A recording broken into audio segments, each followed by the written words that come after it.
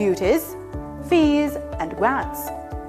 The government is looking to apply general consumption tax to digital services and intangibles supplied from overseas but consumed in Jamaica. For example, Netflix, streaming, cloud services, and software.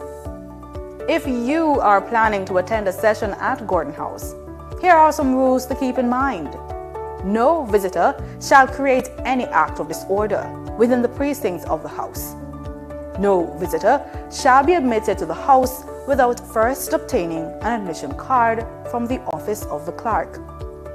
Visitors who remain within the precincts of the house during a suspension of the session are asked to keep silent.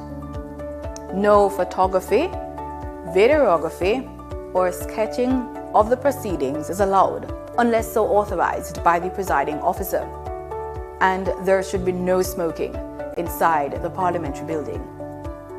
It's almost time to go to the main event, but let's get the answer to the trivia question first. We asked, true or false? The government of Jamaica's revenues are earned from 5 main sources. It's true. The government of Jamaica's revenues are earned from 5 main sources: taxation on goods and services, non-tax revenue when citizens use services offered by the government, capital revenue from assets and services, loan receipts, and grants from local and international partners.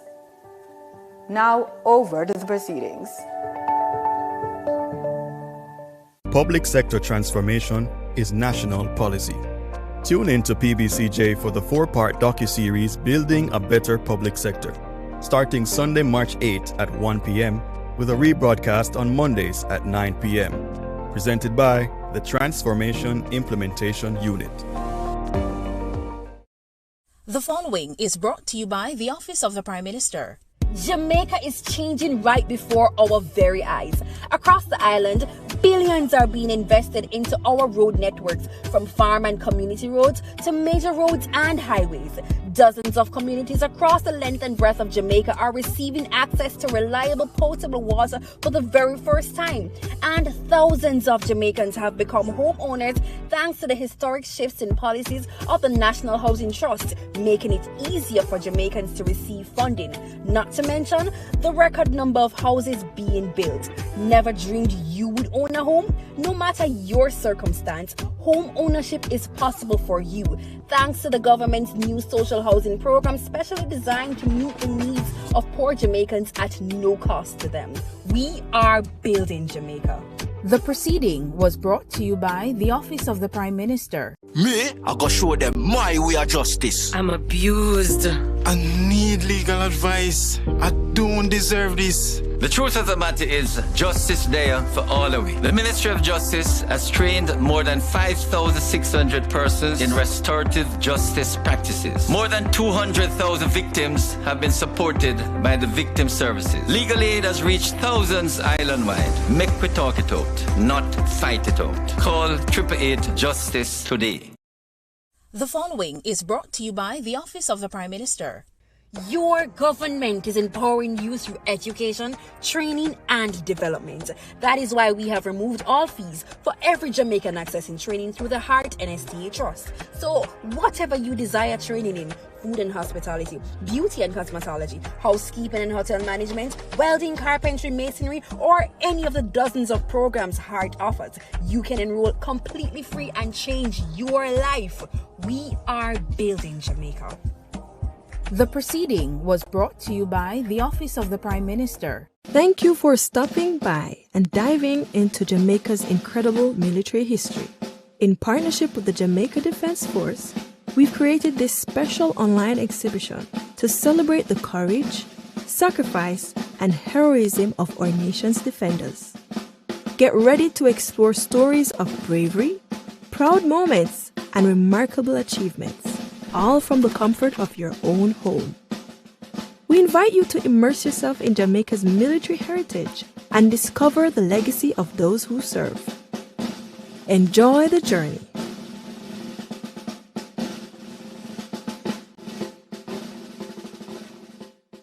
What is the role of a backbencher in government? I'm glad you asked.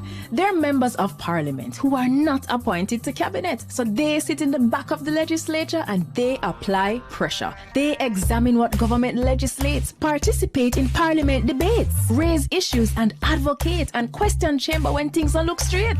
Backbenchers represent the constituents in parliament.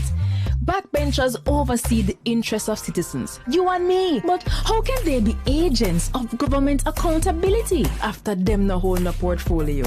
And them and a minister? No. So then how can they facilitate government transparency? And the next thing, them and a front bencher. So how them affect me? You see, a lot of work is in committees. So these portfolio-free MPs with less dire responsibilities are more accessible to you and me. So they help with policy, but it helps if we engage them, you see. So they're not just in the back benches, but on the ground, in the trenches. Though in the back of parliament, we're at the front of their cause. So pause. Find your backbencher at jampja.org.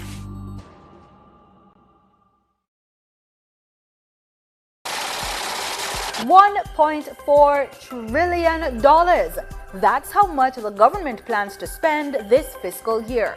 Watch PBCJ's live coverage of the budget debate, March 10 to March 24, as the government outlines financial plans for the upcoming fiscal year, detailing funding for health, education, national security, social security, food security, and infrastructure. The budget debate. They serve as a performance assessment of the previous year and a public declaration of our leaders' intended priorities. Watch the budget debate on our television station. Join the discussion on social media, live on the People's Station, PBCJ. As an inner city youth, I'm a duty to know the laws and my rights. These laws affect all our self-interest and safety. The law says throwing garbage in public places or on other premises without consent will lead to prosecution. But see it online. I know my laws and my rights. Do you? Know your laws. Know your rights. Respect you. Join your big sister Raquel as she reintroduces the cast of Vibrations and their educational adventures to the screen. See Ronson and the gang experience the world firsthand through interviews and interactions. Vibrations, where kids are taught about the world from someone they can relate to. Join us every Friday at 3:30 p.m. to hang out with your big sister Raquel and the kids of Vibrations. Right here on PBCJ, the People's Station. Me, I go show them my way of justice. I'm abused. I need legal advice. I don't deserve this. The truth of the matter is, justice there for all of we. The Ministry of Justice has trained more than 5,600 persons in restorative justice practices. More than 200,000 victims have been supported by the victim services. Legal aid has reached thousands island-wide. Make we talk it out, not fight it out. Call 888 Justice today. Today, we can report 2 consecutive years of reduction in major crimes and murders, with a significant reduction of almost 20% in murders for 2024. Between January 2022 and January 2025, we have reduced murders by 51%, and January 2025 had the lowest monthly murder count since September 2014. Our efforts have also resulted in the reduction of active gangs by 50%. We continue to increase firearm seizures, and in more communities, we are experiencing less violence. We will realize our vision of Jamaica as the place of choice to live, work, do business, raise families, and retire in peace and prosperity. The proceeding was brought to you by the Office of the Prime Minister. So who keeps our taxpayer money in check? Well, the PAC and PAAC help watch over the country's budget. And one might sound like it just have an extra A, but they're way different. Here's how. The PAAC and PAC are two committees that watch the money. The Public Accounts Committee reviews government projects after them close. They do a post-audit check to see what problems arose with the costs and call officials to explain decisions that cause budget mismanagement. And then they recommend corrective action so the problem will happen from when, not happen again. But what about the money we are spending right now, the PAAC? That's how Public Administration and Appropriations Committee pretty much means your money will protect as it happen, we check. While projects go on, things are accurate. As government spend the nation's budget, PAAC reviews it. They examine proposals and summon officials to find problems before them don't use it. So the PAC and PAAC are two parliamentary committees that watch over the country's wallet to protect the budget and keep it in check. And you can get involved. Just visit jampja.org.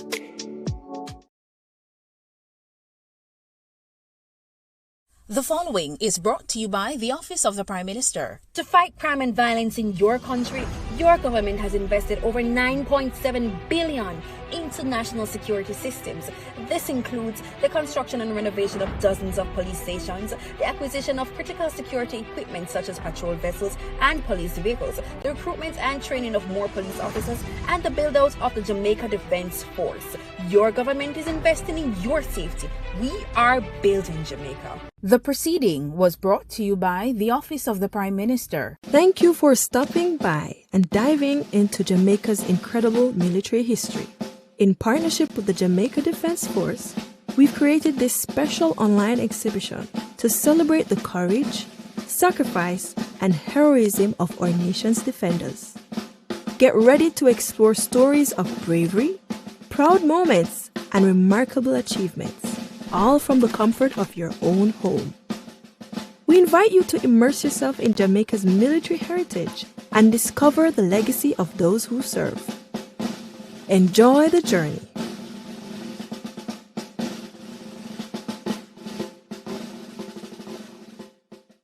Zoom in on the nutrition facts. It there in on the table, on the side or the back. You fi check out the servings, just do the maths. Not taking too much, finger below the facts. Zoom in on the nutrition facts. It there in on the table, on the side or the back. Take note of the sodium, the sugars and the fats. 5% and less in the on the right track. You fi zoom in on the nutrition facts. It there in on the table, on the side or the back. Vitamins, minerals and vitamin 20% and more that good for you. You fi zoom in. Check the nutrition facts. You fi zoom in. Check the nutrition facts. You fi zoom in. Check the nutrition facts. Less sugar, less salt intake and less fat. You fi zoom in. A message from the Ministry of Health and Wellness, Jamaica Moves, the Heart Foundation of Jamaica, the National Health Fund, and Japan. Peace begins with us. Every act of kindness, every step towards understanding brings us closer to a brighter tomorrow. Let's choose unity, compassion, and hope. Together, we can build a future where peace reigns. Brighter tomorrow starting today.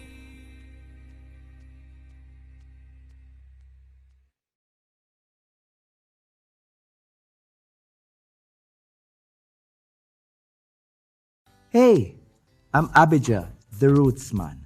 Today, I want to talk to you about something powerful.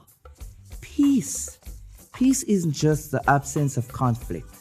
It's about kindness, understanding, and respect. It starts with us. Every choice we make can build bridges or burn them. Let's choose peace in our words, our action, and our hearts. Peace begins with you. Together, we can create a brighter and safer future for everyone. Join me. Let's be that change we want to see.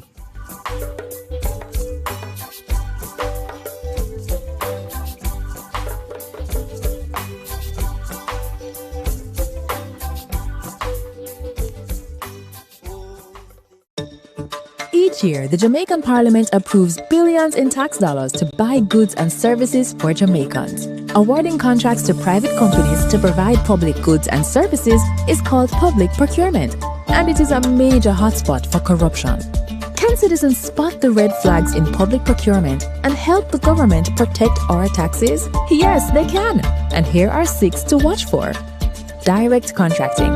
when contracts are frequently awarded to one supplier without other companies competing to offer a better price and quality, we usually end up paying more and getting less.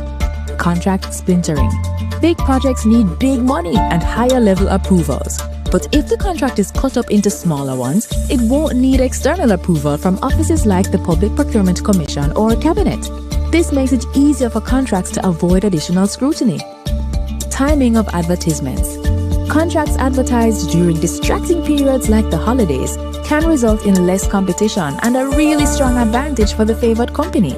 Like Christmas time, work slows down and companies are less attentive to business opportunities. Emergency contracting. Claiming emergencies allows officials to legally bypass normal procurement rules, making it easier to award contracts to favored companies. Contract timing. Contracts awarded just before or after election can be payback for campaign support and not based on what Jamaicans really need. Collusion. And what if penalties are not enforced when work is poorly done? This could be a contractor and public official working together for private benefit. And if it is, this is collusion. These flags do not prove corruption, but they trigger questions that citizens must ask. So mind your business, Jamaica. Visit the JAMP Procurement Tracker to monitor government contracts. If you spot these flags, use our ATI tool to ask questions and demand accountability. Thank you for stopping by and diving into Jamaica's incredible military history. In partnership with the Jamaica Defense Force, we've created this special online exhibition to celebrate the courage, sacrifice, and heroism of our nation's defenders. Get ready to explore stories of bravery, proud moments, and remarkable achievements, all from the comfort of your own home. We invite you to immerse yourself in Jamaica's military heritage and discover the legacy of those who serve. Enjoy the journey.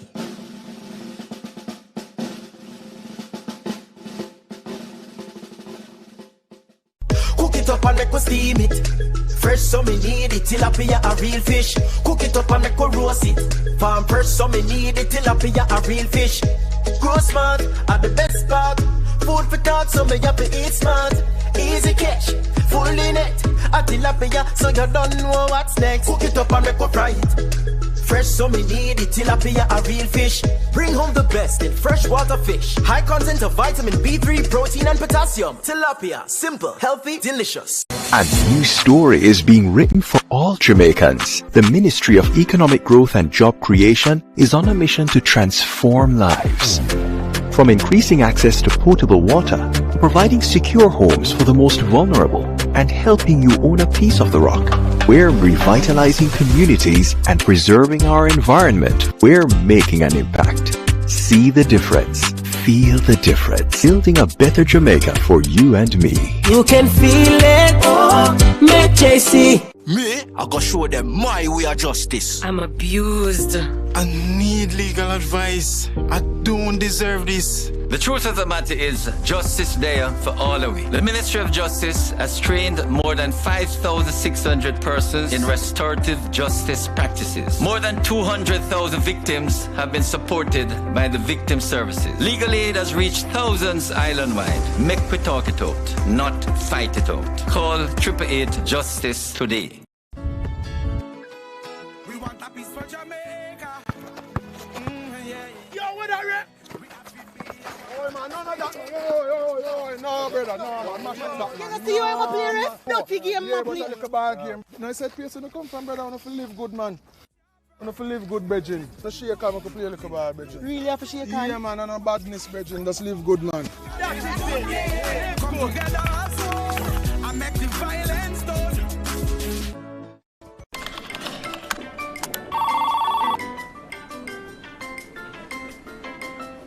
Once upon a time in a Caribbean island known for its rich culture, natural beauty, lived a group of people who were buried in piles and piles and more piles of paper.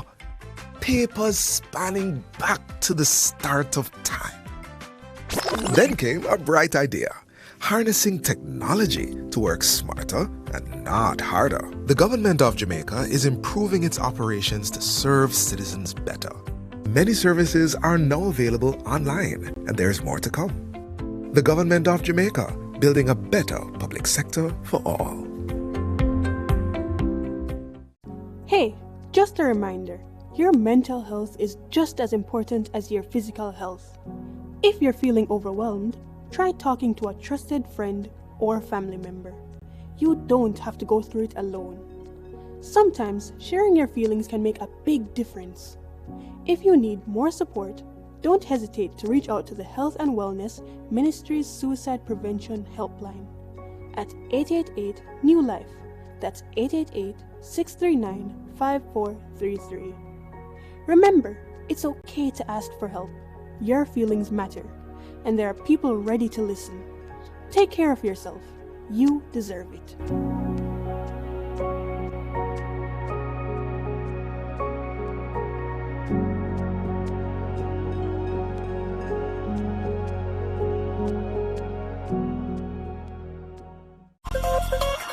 Motorists, as Minister of Justice, I appeal to you, obey the road code, pay your ticket on time, and only go to court if the ticket is being contested. Close to 80% of matters coming to the parish courts are for traffic breaches. Let's work together to make our roads safe and ease the burden on our courts. Join your big sister Raquel as she reintroduces the cast of Vibrations and their educational adventures to the screen. See Ronson and the gang experience the world firsthand through interviews and interactions. Vibrations, where kids are taught about the world from someone they can relate to. Join us every Friday at 3:30 p.m. to hang out with your big sister Raquel and the kids of Vibrations. Right here on PBCJ, the People's Station. Cook it up and make us steam it. Fresh so me need it, tilapia a real fish. Cook it up and make us roast it. Farm fresh so me need it, tilapia a real fish. Grow smart, at the best part. Food for thought, so me have to eat smart. Easy catch, fully net. A tilapia, so you don't know what's next. Cook it up and make us fry it. Fresh so me need it, tilapia a real fish. Bring home the best in freshwater fish. High content of vitamin B3, protein and potassium. Tilapia, simple, healthy, delicious. Most Jamaicans will tell you corruption in politics is deep-rooted, and that's just so it's said, and nothing can do about that. But actually, there is, and another 152 countries are doing it.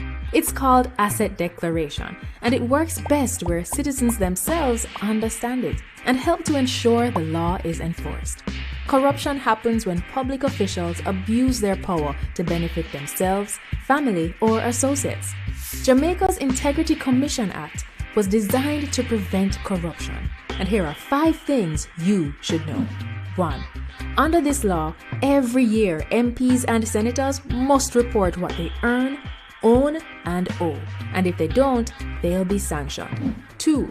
Their report must include the same kind of information for their wife or husband and children. 3. If they get a gift worth more than $100,000 from anyone who's not family, they must declare it. 4. A summary of the declarations of our Prime Minister and opposition leader must be published where the public can read it. 5. Parliamentarians can now be prosecuted by the Integrity Commission. They can be fined up to $2 million or serve up to 2 years in prison if they don't file their declaration or if they give false information, and $500,000 for not filing on time or ignoring requests for information. Unfortunately, our parliamentarians made changes that prevent the public from knowing when they've broken the law or when they're being investigated. We really need to change that. Visit jampja.org to find out more about the act and to track if your MP is obeying this law. If they're not, JAMP's MP Tracker will help you write, tweet, or call your MP. Ask them, you submit your declaration yet? The Integrity Commission clear you? Let's help the Parliament stay honest. A message from the Jamaica Accountability Meter Portal, funded by the European Union and the Inter-American Development Bank in partnership with the Private Sector Organization of Jamaica. Thank you for stopping by and diving into Jamaica's incredible military history. In partnership with the Jamaica Defense Force, we've created this special online exhibition to celebrate the courage, sacrifice, and heroism of our nation's defenders. Get ready to explore stories of bravery, proud moments, and remarkable achievements, all from the comfort of your own home. We invite you to immerse yourself in Jamaica's military heritage and discover the legacy of those who serve. Enjoy the journey.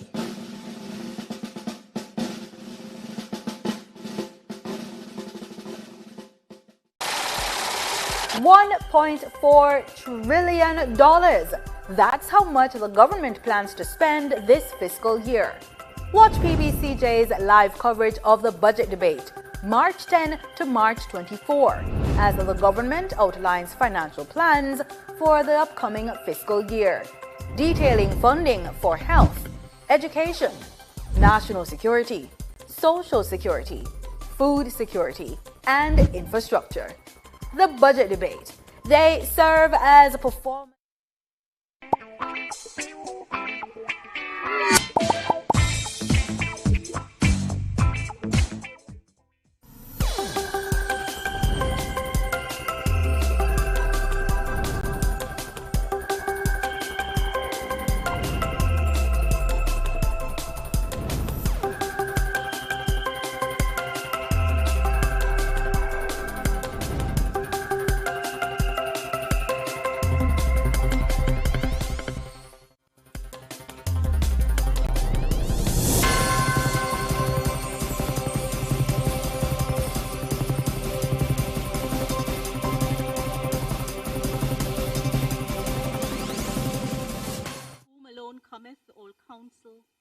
Wisdom and understanding. We thine unworthy servants here gathered together in thy name, do most humbly beseech thee to send down thy heavenly wisdom from above, to direct and guide us in all our consultations. And grant that we, having thy fear always before our eyes, and laying aside all private interests, prejudices, and partial affections, the result of all our counsels may be to the glory of thy blessed name, the maintenance of true religion and justice, the safety, honor, and happiness of the king, the public weal, peace and tranquility of the island, and the uniting and knitting together of the hearts of all persons and estates within the same, in true Christian love and charity, one towards another, through Jesus Christ, our Lord. Amen.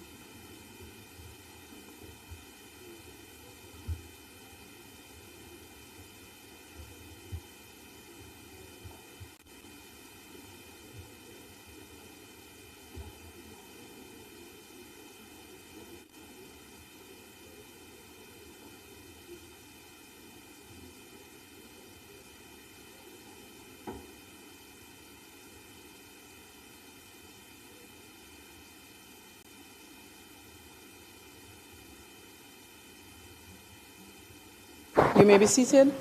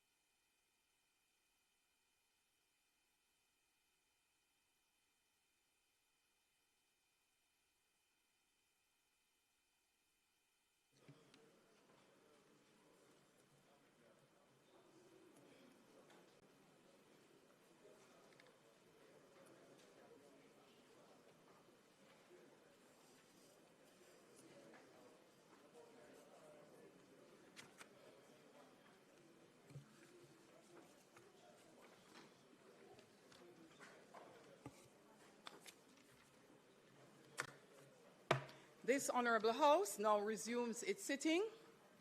I wish to welcome all members and those in attendance a warm and pleasant good afternoon to this sitting of the House of Representatives for Thursday, March 19, 2026. Today we resume what has been a spirited and engaging budget debate. We will hear from the Most Honourable Prime Minister, who will make his contribution to the debate today.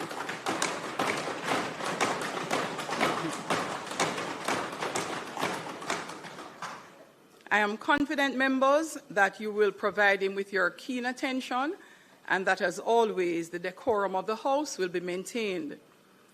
We are joined by a number of persons today, and I would like to extend a special welcome to the following persons. Honourable Tom Tavares Finson, the President of the Senate, and other members of the Senate joining us today. It would appear our entire team of senators from the government side is seated in the Parliament. Welcome. Members of the Diplomatic Corps, Cabinet Secretary, Honourable Audrey Sewell, Permanent Secretary in the Office of the Prime Minister, Rocky Mead, and Permanent Secretary in the Ministry of Economic Growth and Job Creation, Mrs. Arlene Williams. Also, we have some very special guests seated right to my left, I'll say, at the back of the members from the opposition bench. A special contingent of ministers from across the Caribbean. Let me first recognize Dr. Hanley, Deputy Prime Minister and Minister of Education from the Federation of St. Kitts and Nevis.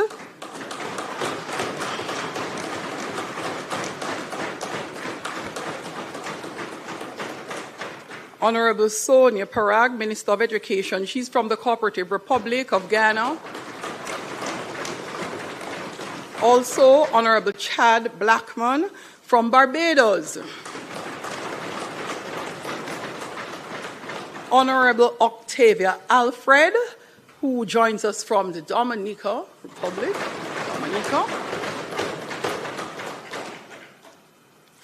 And Honourable Sheila Rogers Webster, who joins us from Anguilla.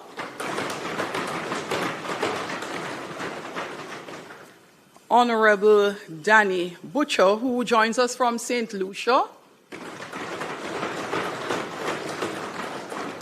Honourable Philip Jackson, who joins us from St. Vincent and the Grenadines. And Mrs. Lorraine St. Louis Need, Permanent Secretary, who joins us from Grenada. I'll make special welcome and mention of Dr. Wayne Wesley, who is the CEO and Registrar for the Caribbean Examination Council, who is also with us today. I hope I have not left anyone out. Let me say to the special seated guest from St. Andrew West Central, welcome on behalf of your Member of Parliament, the constituency of the Prime Minister. To all who are packed in the chamber and in the gallery today, I hope you will enjoy today's proceedings. And for all those who have joined us across the country on the various social media platforms, be it PBCJ Live or traditional media, I trust and hope that you will find today's proceedings interesting and informative. Clerk, call of the roll.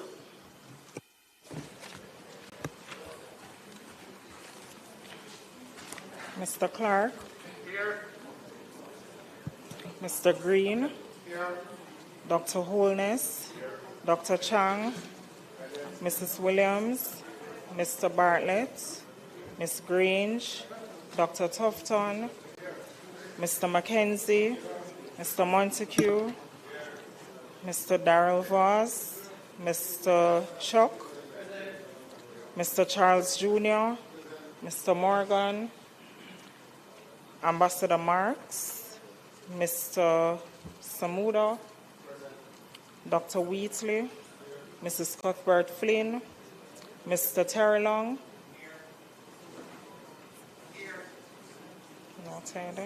Mr. Whittle, Mrs. Dalrymple Filbert, Miss Morrison, Miss Lee, Mr. Donovan Williams, Mr. Main, Miss Crawford, Mr. Delroy Williams, Miss Hamilton, Mr. Sivright, Mr. Azan, Mr. Brown, Dr. Brown-Burke, Mr. Buchanan, Mr. Bunting, Miss Burchell, Dr. Campbell, Mr. Cousins, Mr. Crawford, Miss Daly, Miss Dr. Dawes, Mr. Golding, Mr. Gordon, Mr. Hales, Mr. Hines, Mr. Hilton, Mr. Jackson, Miss Jess, Mrs. Malahoo Fort, Mrs. Miller Bennett, Mr. Morris, Mrs. Nita Garvey, Mr. Newell, Mr. Paulwell, Mr. Phillips, Miss Perkis, Mr. Robertson, Mr. Robinson, Dr. Russell, Ms. Shaw, Mr. Smith, Mr. Dwayne Vaz, Mr. Warmington, Mr. Brown, and Mr. Crawford. Thank you, Madam Speaker. House Leader.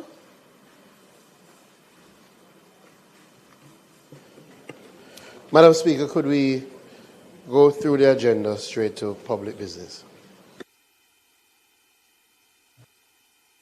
Thank you, House Leader. Statement by ministers, announcements, bill brought from the Senate, petitions, papers, reports from committees, notices of motions given orally, questions and answers to questions, motions that may be made at the commencement of public business requiring notice, motions relating to the sitting of the House, motions for leave to introduce bills, presentation of bills without leave of the House, first obtained, public business. House Leader. Madam Speaker, let me join you in welcoming the Ministers of Education from our Caribbean family, also members of the Diplomatic Corps who have joined us, the Cabinet Secretary, and the various permanent secretaries and heads of agencies. Madam Speaker, today the budget debate will continue with the contribution from our Prime Minister, who successfully navigated us through COVID, successfully navigated us through Hurricane Beryl, and will successfully navigate us through Hurricane Melissa. Madam Speaker, I ask that the standing orders be suspended to allow the Prime Minister to complete his presentation without time restriction. Thank you, House Leader. As we have done for all in this segment, the budget debate, the question is that the time limit be suspended so that it allows the Prime Minister to complete his presentation. Those in favour? Aye. Those against? The ayes have it. Thank you. Prime Minister, the Honourable Andrew Holness.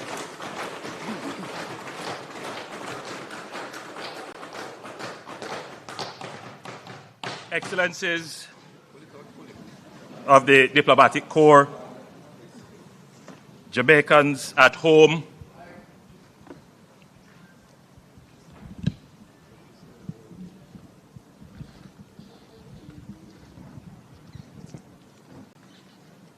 Excellencies of the Diplomatic Corps, Jamaicans at home and in the diaspora listening, watching and following on various media platforms, distinguished ladies and gentlemen in the gallery,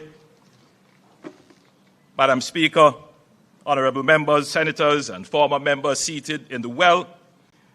I also join in welcoming the Ministers of Education from across the region that are here, They are in Jamaica for the CXC conference, but I guess they wanted to see what all the excitement is about in the Jamaican Parliament.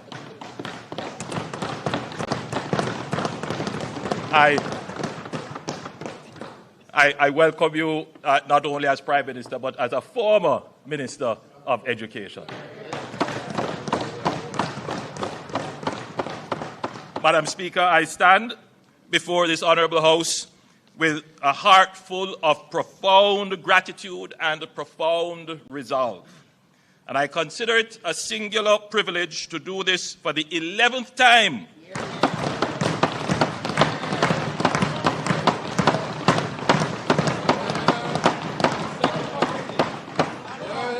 as Prime Minister for a third consecutive term.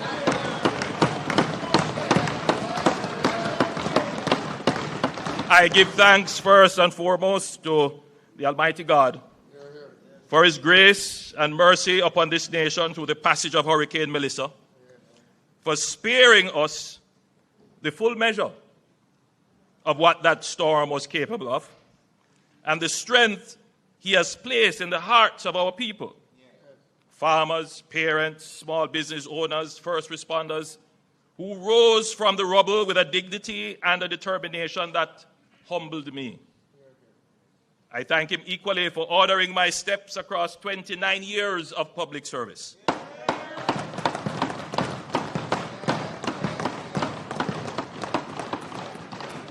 As Member of Parliament for West Central St. Andrew, Minister of Education, Leader of Government Business, Prime Minister for a few months,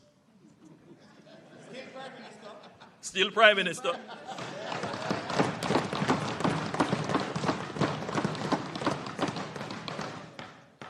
Then the people's loyal leader of the opposition.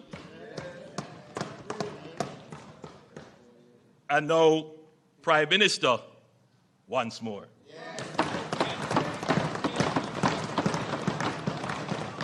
He has been my constant protection and compass. I thank the Jamaican people for the confidence they have reposed in me and my administration by re-electing us for a third term to form their government. I thank the many prayer warriors for their fervent intercessions, the well-thinking citizens for their private words of encouragement, and our party workers and activists for their vocal public support. I want to express my deepest appreciation to the international community that stood with Jamaica in our time of need. The heads of government and heads of state who called, who came, who committed resources, our multilateral development partners whose swift and decisive response produced the largest development financing package in Jamaica's history, and the many nations that sent personnel, supplies, and solidarity.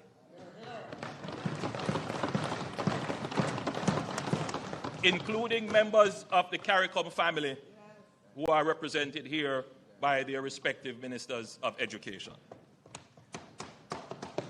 To the men and women of the Jamaica Defence Force and the Jamaica Constabulary Force and the Jamaica Fire Brigade, you walked in devastation on foot when that was the only option. Airlifted patients when roads had ceased to exist and distributed care packages to communities no one else could reach. You made every Jamaican proud, and this nation owes you a debt of gratitude.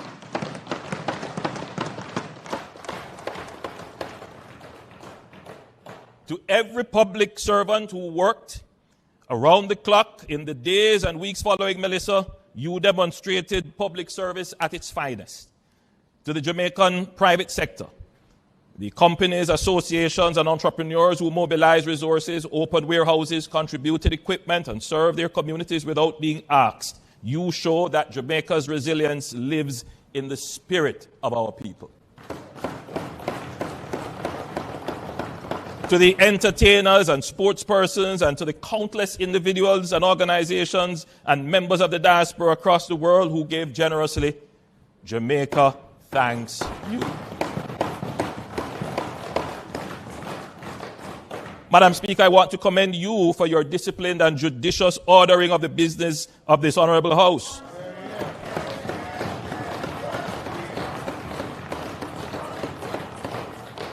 You well know the impact of public service on families.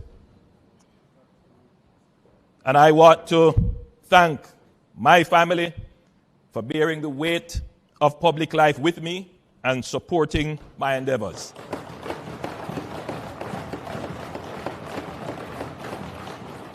To the people of West Central St. Andrew, my extended family for 29 years, you continue to trust in me. And that is the reason why I keep serving.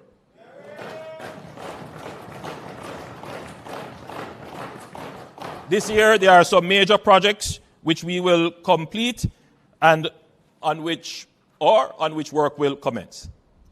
In a few weeks, we will complete and hand over 2 new multifamily housing solutions under the new social housing program to replace 2 dilapidated tenements.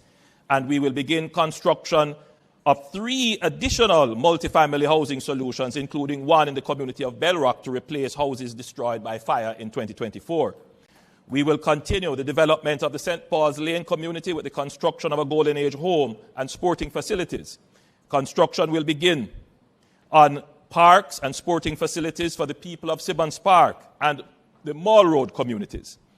Rehabilitation and repair works are slated to begin in a few weeks for the Olympic Court housing scheme under the National Housing Scheme Rehabilitation Program. Shortly, we will open the Olympic Gardens Performing Arts Centre and we will start the upgrade of the Kling Kling Oval. And I have good news for the people of Drewsland residing along the gully banks of the Sandy Gully.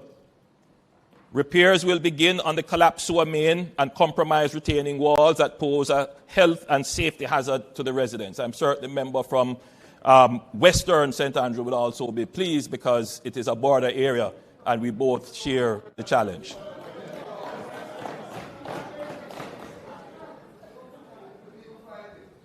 Madam Speaker, these are but a few of the rolling stock of projects on the train line of delivery for the area. Every year we are making significant investment in the communities. Crime is down, business activity is up, the Olympic Way hip strip is vibrant. There is still significant work to be done. Nevertheless, the constituency is progressing and every year is better than the year before.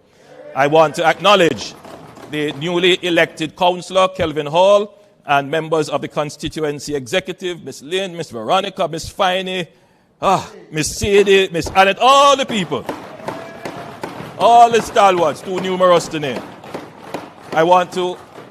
Madam Speaker, I also want to acknowledge the hard-working ministers of my cabinet, the dedicated members on both sides of this Honourable House who serve Jamaica with distinction every day. I want to thank my personal staff and advisors, my communications team at OPM, and the dedicated members of my security detail. Madam Speaker,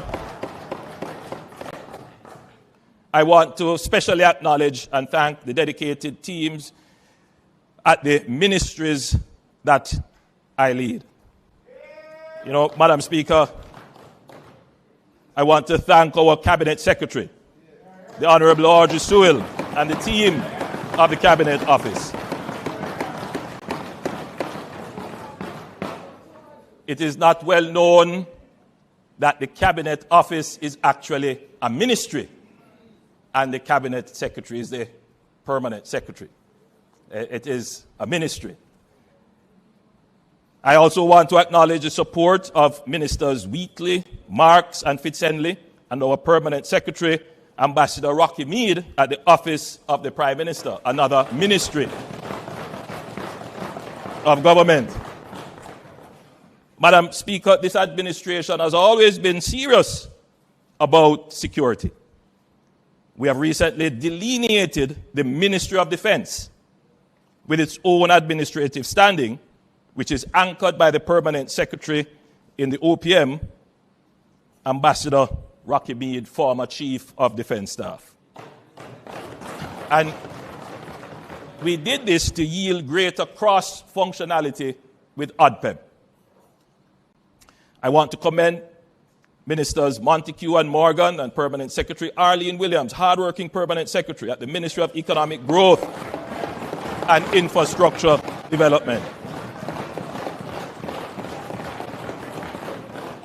Madam Speaker, I stand here as Prime Minister, and most people would understand my job to be directing and coordinating all of government through cabinet ministers.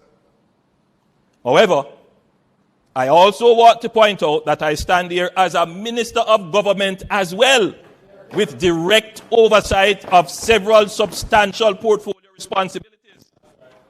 I don't only direct, convene, and preside, I also do the heavy lifting of ministerial work as well. Over 4 ministries.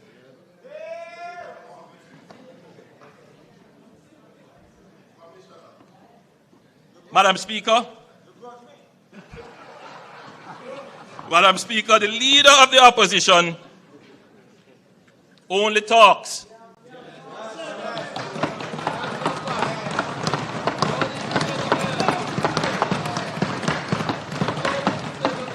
I do the job of Prime Minister,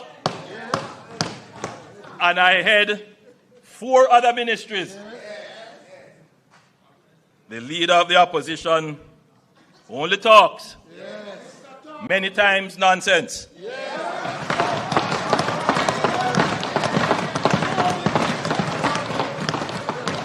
And takes home $27 million.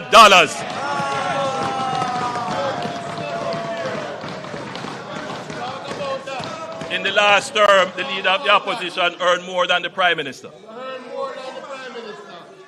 The opposition spokesman on finance stood in this house and said the opposition has no problem with the increase in MP salaries.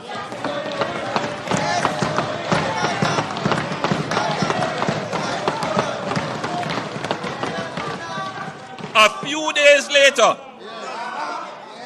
the PNP General Secretary put out a release saying they strongly object to the salary increase for cabinet ministers and members of parliament. Yet, Madam Speaker, none of them, with their self-righteous objection, declined to take their salary increase. None of them.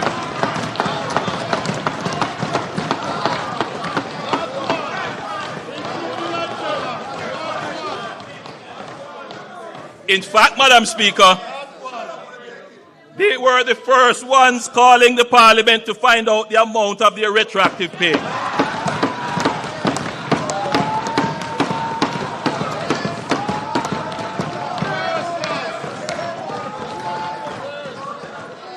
I'll share this with you, Madam Speaker.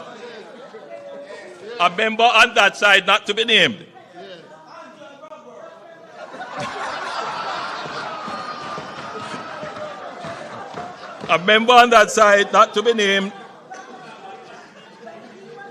obviously concerned that the public posture of the PNP could force the government to reverse the pay increase, called to say that I should ignore the statement of the PNP General Secretary and the leader of the opposition, as all their MPs agreed with the increase and could not survive without it.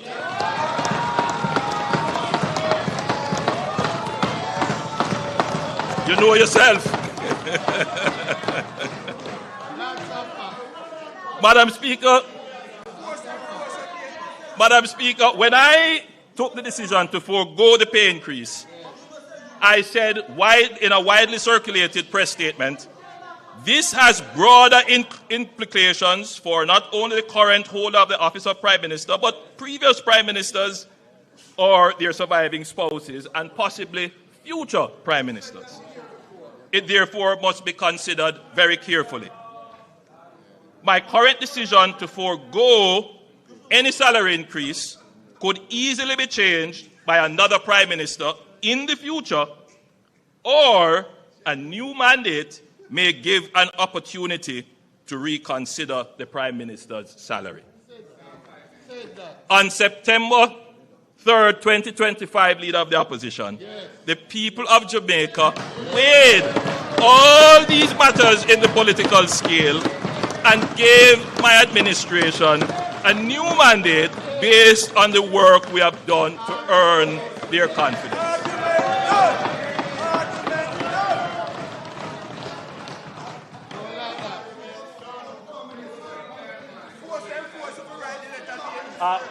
Madam Speaker, I have a gift here, if the standing orders would allow. I want to give it to the Leader of the Opposition.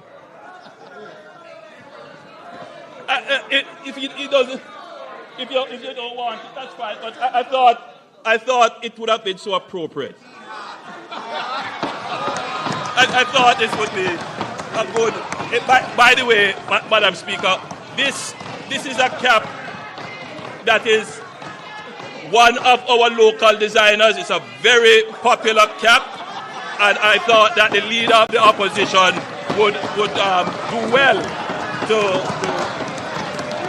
have a cap like this.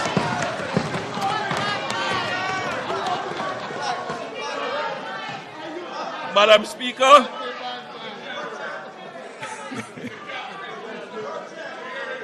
Madam Speaker, the opposition spokesman on finance raised the issue of the rate of capital expenditure. He went on to suggest that the size of the Ministry of Economic Growth and Infrastructure Development and its share of the national capital budget is a reason for slow utilization. Therefore, it should be deconstructed as a super ministry. The slow pace of utilization of the capital budget has nothing to do with the present configuration of the ministries. The cross-cutting issues of slow investment appraisal, permitting and approvals, procurement and contracting, coupled with a lack of efficient, well-resourced enterprise-scale contractors, is the cause of the low conversion of the capital budget into economic value, leading to greater levels of growth. In other words, we are an overly bureaucratic country with supply-side weaknesses which constrain our growth horizon. Despite these challenges, it must be noted that the Ministry of Economic Growth and Infrastructure Development, on average, has spent more than 97% of its capital allocation over the last 4 budgets.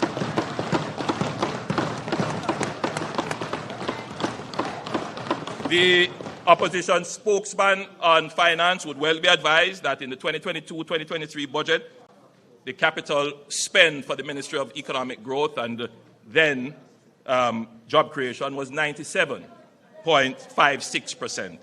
In 2023-2024, it was 98.1%. In 2024-2025, it was 98.38%. And so far this year, haven't closed out as yet, we are at 95.59%. In fact, Madam Speaker, this ministry has stimulated, overseen, and supported the most sustained and robust period of infrastructure development since 1960, which in turn has resulted in the last decade being the most consistent and sustained period of quarterly growth in the last 30 years.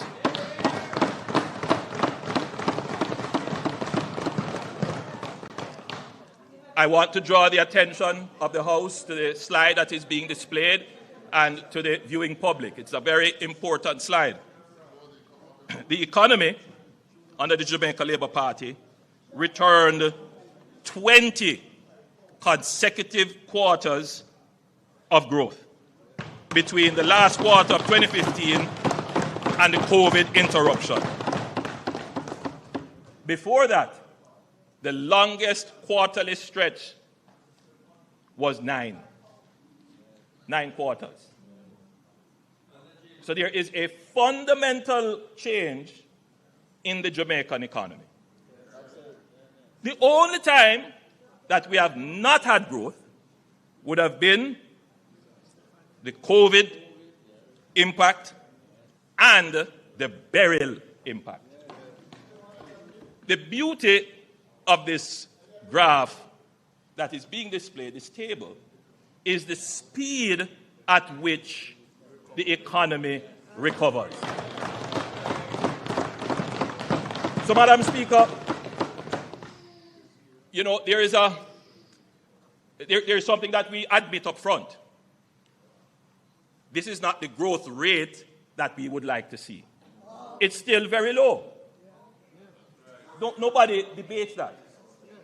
But, Madam Speaker, it is better than episodic growth. It is better than long periods of no growth. To get to growth, Madam Speaker, two things are necessary. They're not sufficient, but necessary. The first is to get to growth, Madam Speaker.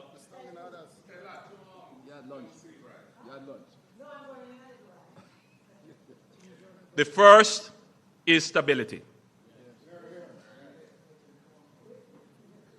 And what you are seeing here as a feature of the Jamaican economy is stability. And the reason why we have this stability, it is because of the fiscal program that the government has implemented. You know, Madam Speaker, we go back and forth debating who is the father of fiscal discipline. We already said the DNA tests prove that they are not the fathers of fiscal discipline. But, Madam Speaker, there is one more child of this government for which the paternity is not in question. And it is necessary for growth. And that is resilience.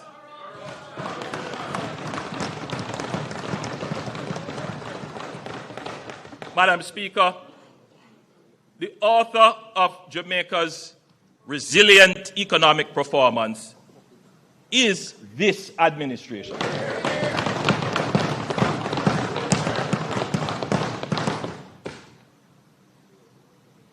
The economy, as I said, Madam Speaker, gave us 20 consecutive quarters of growth between the last quarter of 2015 and the COVID interruption, and without doubt the best performance in employment generation in the history of independent Jamaica, with a most recent 3.3% unemployment rate.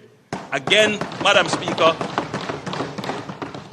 no other government has been able to bring down unemployment to the levels that we have. We now have practically full employment, first time ever in the history of Jamaica. The Ministry of Economic Growth and Job Creation, now Ministry of Economic Growth and Infrastructure Development, is doing what it was set up to do. It is a well-performing ministry. Madam Speaker, the world order as we know it has changed. I know the present state of world affairs is troubling to most Jamaicans. Uncertainty, disruption, and seeming unfairness appears to characterize the new order. Our historic colonial experiences create an almost instinctive reflex that we will be victims in a world where raw power appears to be dismantling the protection of a rules-based system, where engagement is highly transactional and opportunistic. In the minds of the average Jamaican, they may not say it in this way, but if you were to distill the thoughts, the question is, how are we going to navigate this space as a small country and do more than just survive, but thrive. It is a real issue when we see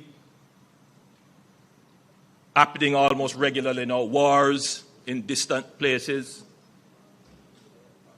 weaponization of sanctions. It is a concern to the average Jamaican when the price of their goods rise, having nothing to do with them.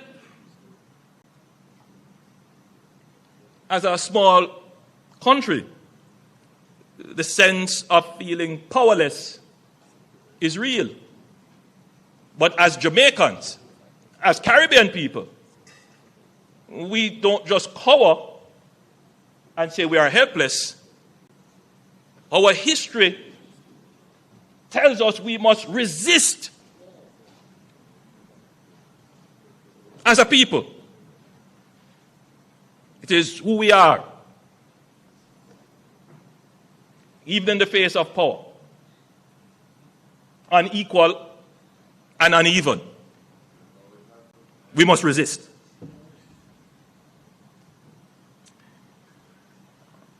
I think the first strategy, however, Madam Speaker,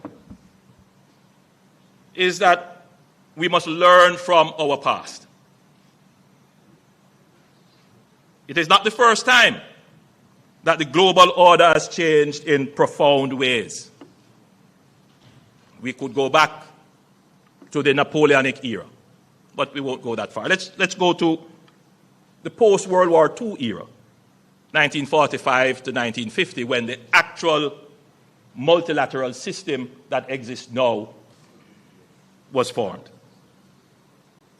Born out of the ashes of global conflict, it is the most decisive and extensive ordering of global affairs in modern history.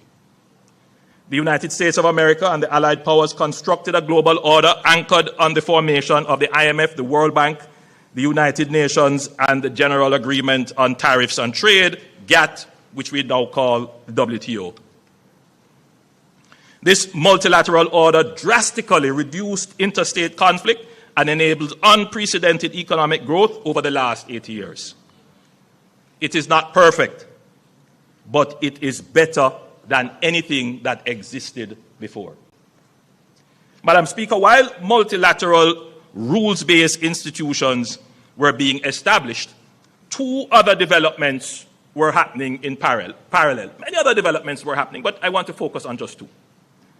The first is the emergence of what is called a bipolar power structure, which we generally call, at the time when it was emerging, the Cold War. Two superpowers, the United States and the Soviet Union. Between 1947 and 1991, the world split into two completing blocs, the US-led Western Bloc and the Soviet-led Eastern Bloc, each with its own military alliances, economic systems, and ideological frameworks. The second process, Madam Speaker, was the process of decolonization. And this was accelerating. Empires could no longer afford their colonies. Resistance against colonialism internally increased, moving dozens of states to independence across the world. Asia in the 1940s through to the 1950s. Africa in the 1950s through to the 1970s. And the Caribbean in the 1960s through to the 1980s. The United Nations started in 1945 with 51 countries. Today, it has 193 countries. Newly independent states joining this new rules-based multilateral system essentially created a third bloc. And you would hear these terms being used, I certainly heard it when I was growing up, referring to this third bloc as the third world. So the new system of global order when it emerged with two blocks, the Western Bloc, the Eastern Bloc, divided by a Cold War, a process of decolonization which gave states independence, creating a third bloc.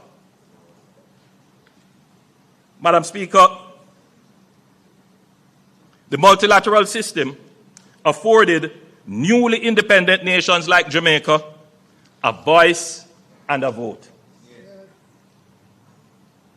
That was very important in the multilateral system. A voice and a vote. But, Madam Speaker, we had no power. We had no military power. And we had no economic power. Madam Speaker, both superpowers sought to control this third bloc, to expand their spheres of influence, secure strategic geographies, access resources and markets, and spread their culture and ideology, or simply put, to exercise hegemony. This was the context within which Jamaica started its navigation of a complex global system at its independence. At the outset, the Right Excellent Sir Alexander Bustamante, when asked about Jamaica's alignment, declared, "We are with the West." A simple yet profound framing of Jamaica's foreign policy, economic and social program, and political direction. The Jamaica Labour Party has always taken a pragmatic yet principled approach to the multilateral system and the vicissitudes of the poles of powers within it, while staunchly maintaining our independence of thought and agency to act in our best interest. The position served Jamaica well. The period between 1962 and 1972 saw political stability, the fastest pace of growth and development of the Jamaican economy, and the build-out of our institutions.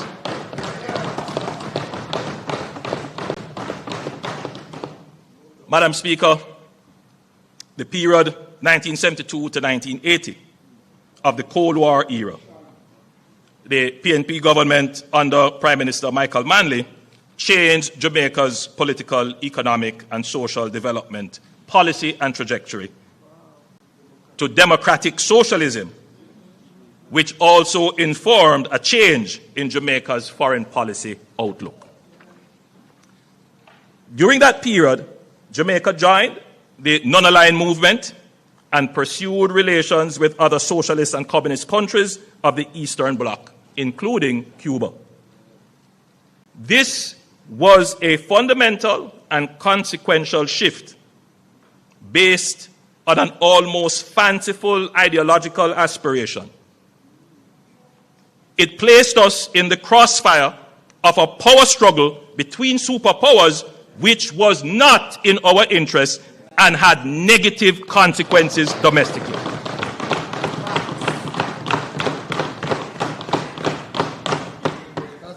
This period coincided with the collapse of the Jamaican economy, our first debt crisis, the hollowing out of the middle class, and the emergence of widespread political and gang violence. Many of the challenges we face today are anchored in that period of our history.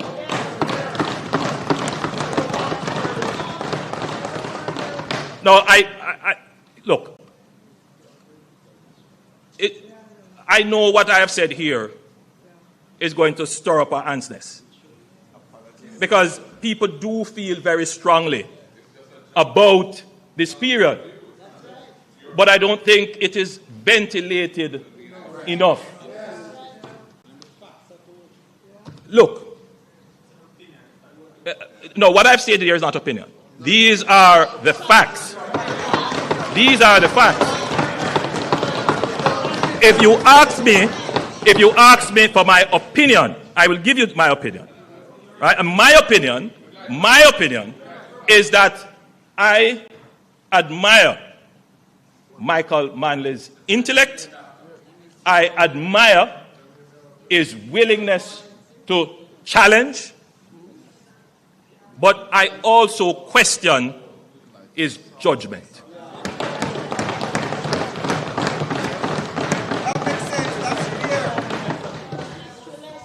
Madam Speaker, as it turned out, by 1991, the Soviet Union collapsed as a pole of power, and the multilateral system entered a unipolar phase dominated by the US, Western liberal globalization, and free markets. The global socialist experiment for which the PNP diverted Jamaica had been defeated and proven to be the wrong path to be pursued.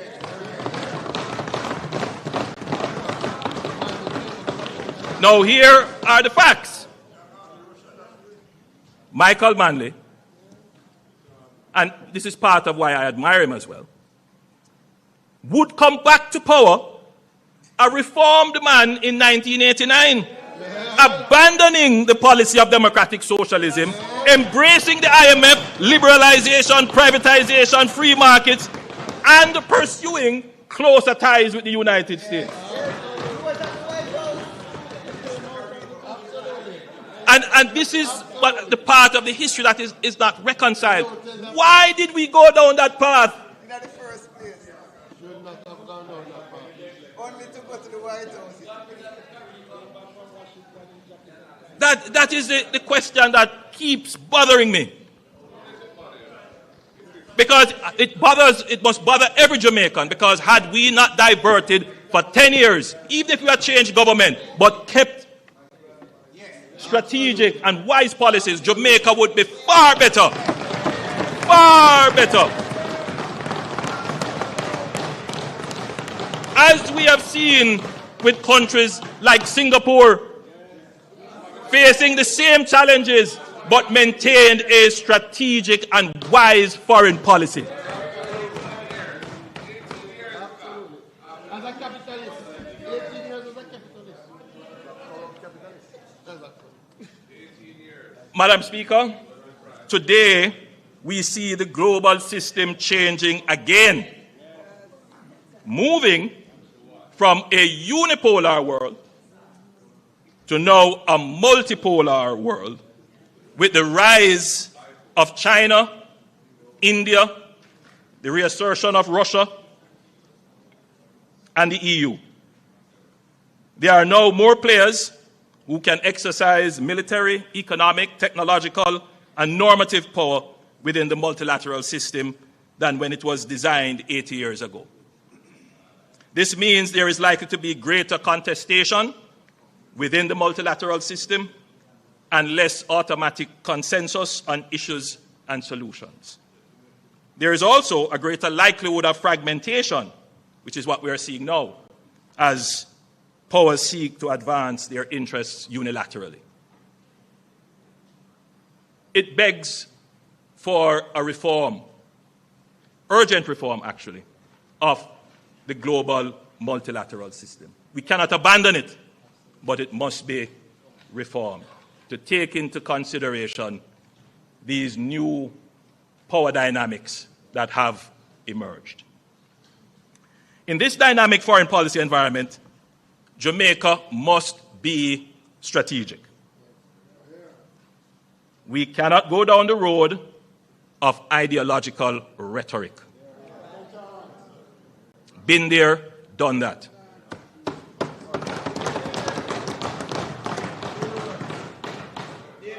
Foreign policy is about having a clear framework of principles and values within which we pursue our interests, while treating with the interests and powers of others with whom we engage.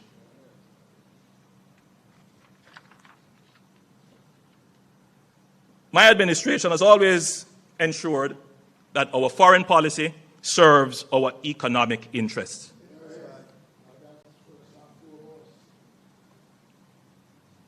Whatever I do must make sure that Jamaica can recover quickly, that the person in Westmoreland whose house has not yet been restored, that the chances of a quick restoration is not hampered.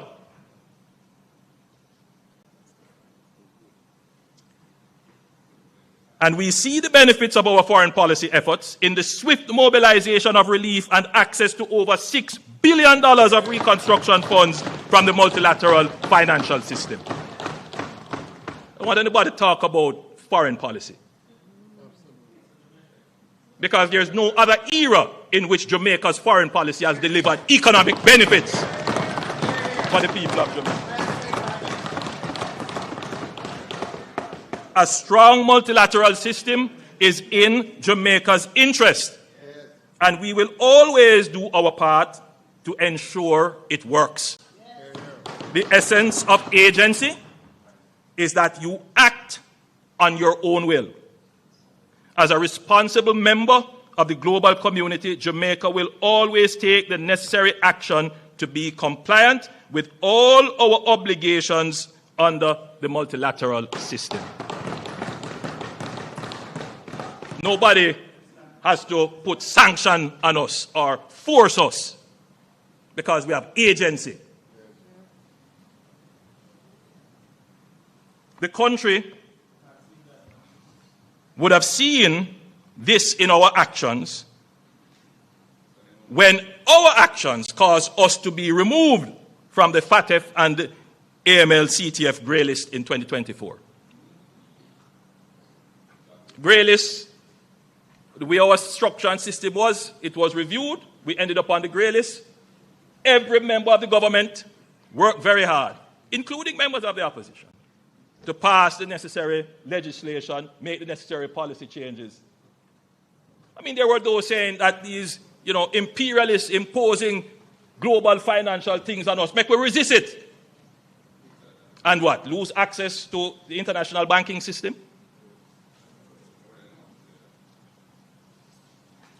That's the logic of the argument. Yes, there are things we must resist when it comes to our values. There are things that define us as Jamaicans that we're not going to change on those. Man is a man, woman is a woman. We're not going to change on that. So we do. But we look at the things that are also in our economic interest. All right. So, Madam Speaker, similarly,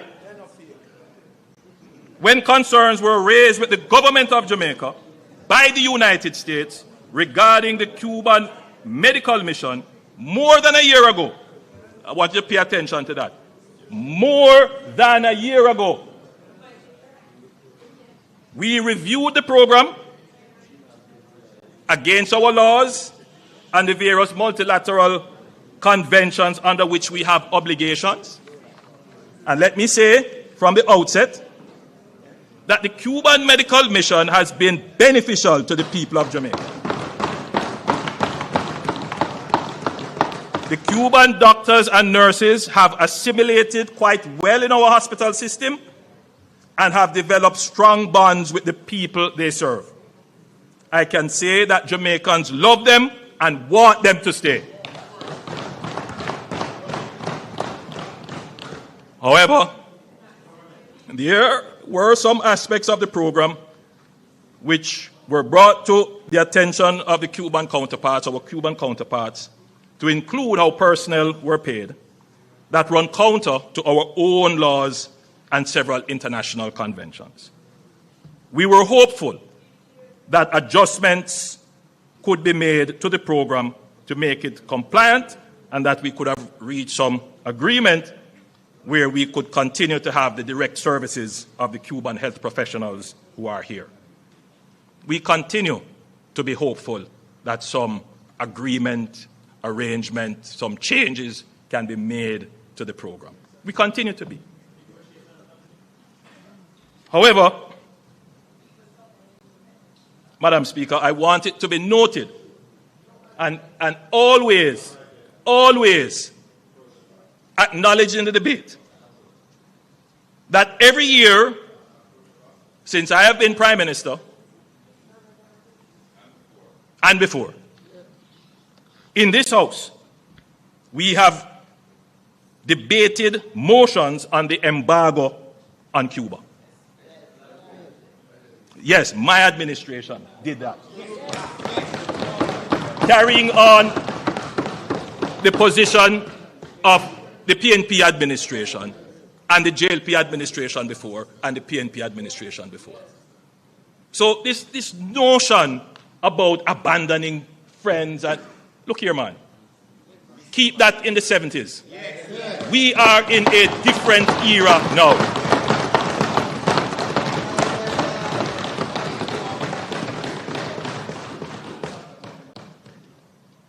At all my speeches to the UN General Assembly, there are a few lines in there about Cuba and the embargo. When I spoke at CARICOM, I spoke fairly and frankly.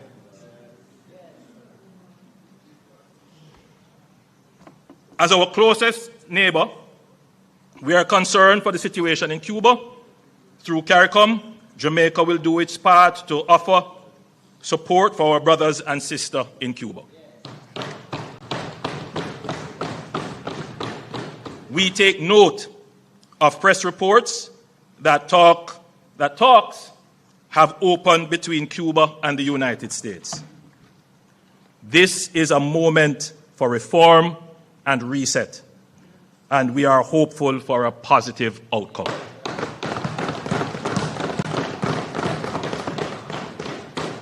In all of what is being said and insinuated, there's one question that must be answered. What would the PNP have done? Absolutely. Nothing. Absolutely. You could have said. Well, we won't know. We won't know.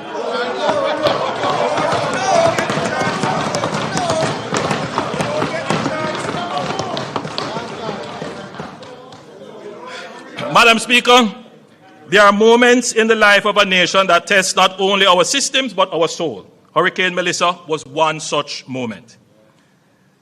The slide that is about to be displayed shows the path Hurricane Melissa took across the island. Hurricanes are becoming more frequent and more intense. And I want the country, members of parliament, the guests here to internalize what I'm about to say. In the 65 years since 1960, the Atlantic has produced 799 recorded storms in the last 65 years.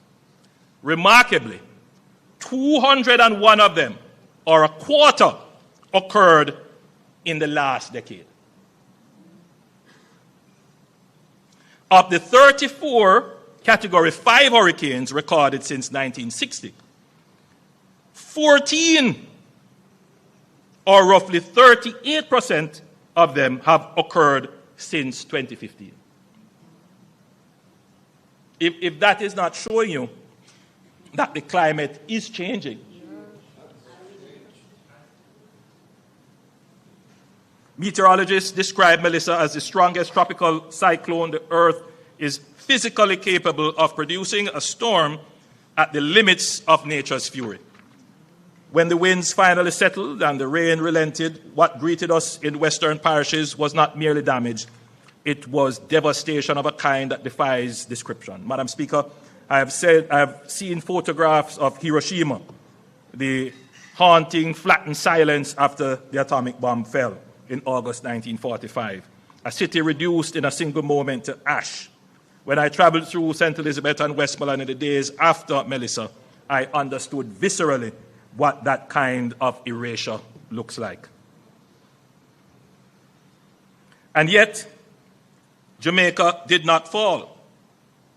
We were tested at the very limits of nature's power, and we did not break. Our economy held, our institutions functioned, and our people adapted. In those same parishes, even as debris still lay heavy across the land, I met farmers already planning their next planting.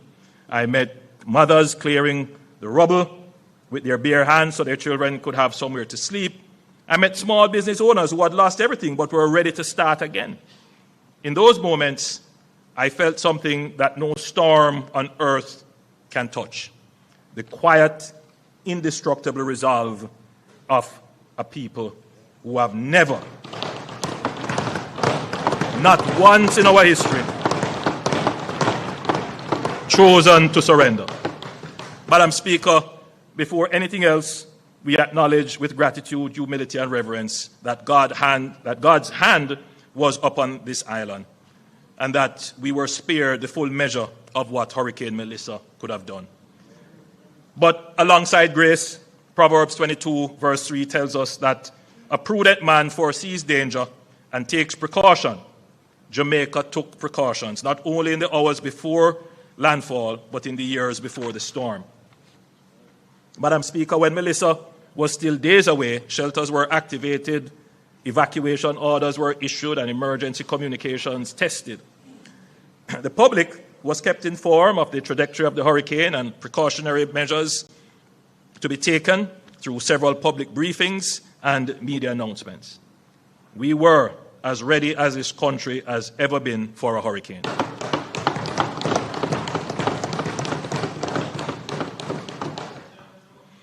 The investment this government has made in our security forces over the past decade, expanding personnel, equipment, and technology, growing our helicopter fleet, which turned out to be a very wise investment, strengthening our offshore patrol vessels, deepening our engineering and logistics capacity, paid dividends in those critical hours and days after Melissa struck.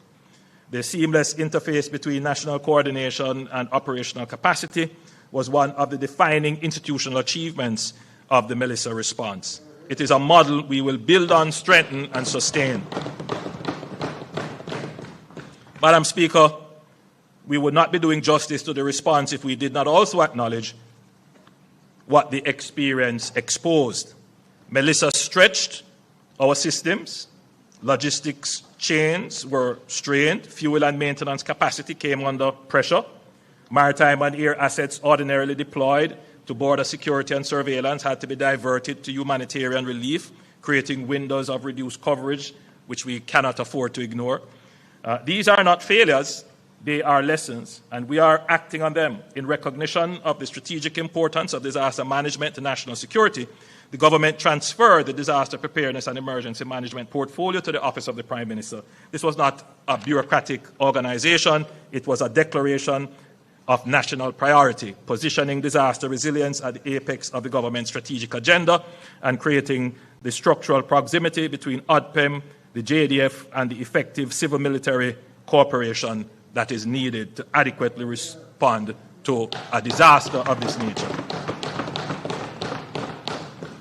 As we strengthen ODPEM, we are not seeking to contain within its walls every capability Jamaica needs to manage disasters. ODPEM's effectiveness going forward will rest on the quality of its coordination with the full ecosystem of national capability, drawing on the entities with experience in digital infrastructure, cybersecurity resilience, geospatial data mapping, and spatial analytics. Madam Speaker, I want to point out that in the weeks immediately following Hurricane Melissa, something extraordinary happened. A moment when countries would have faced downgrades, economic uncertainty, and capital flight. All three major international credit rating agencies, Standard & Poor's, Moody's, and Fitch, reaffirmed Jamaica's sovereign standing with stable outlook. And Moody's went even further. They upgraded us. Now, can you imagine? After a hurricane, the rating agency said, well, you know, even with the hurricane, you have done so well. I'm going to maintain your outlook. Yeah. I just want everyone to stop and reflect on that for a moment. It sent a powerful signal to the world that Jamaica's resilience, note the word now, not stability, Jamaica's resilience, which is what we have put into the economy, is not only social and emotional, meaning our people's ability to withstand disaster, but it is also institutional in the agencies that we have created in terms of fiscal and economic. That credibility wasn't gifted to us. It was earned through years of discipline, courageous reform, and sound governance. And it has now become an asset we are deploying in the service of every Jamaican. And the results are already visible. The recovery from Hurricane Melissa is proceeding faster than anyone initially projected. But speed of recovery does not happen by accident. It is a product of fiscal strength deliberately built and strategically deployed. Consider what that means in practice. Within weeks, the government extended a loan of $150 million to the Jamaica Public Service Company to support the immediate restoration of electricity across the island. That single intervention accelerated the reconnection of communities, businesses, hospitals, and the resumption of daily rhythm of life that so many Jamaicans depend on. Today, electricity and water have been restored to approximately 99% of customers. Madam Speaker, let us be clear about what that made possible. A government that had maintained fiscal discipline, reduced its debt burden, built buffers and reserves, and earned the confidence of the international markets, wrote the check. The loan to JPS was the difference between the family sitting in the dark for 6 months and getting back electricity in 3 weeks. It's the difference between a farmer losing an entire season and getting back to work. It's the difference between despair and dignity. Our recovery has been unprecedented in its speed. Agricultural output has rebounded more quickly than anticipated. Inflation has come in below projections, enabling the Bank of Jamaica to reduce its policy interest rate to 5.5% in February 2026 and revise its projection for full economic recovery down to 3 to 2 years from the earlier 3 to 4 years that was projected. Madam Speaker, we have proven our resilience. Now is the time to claim another feature of an economy: resurgence.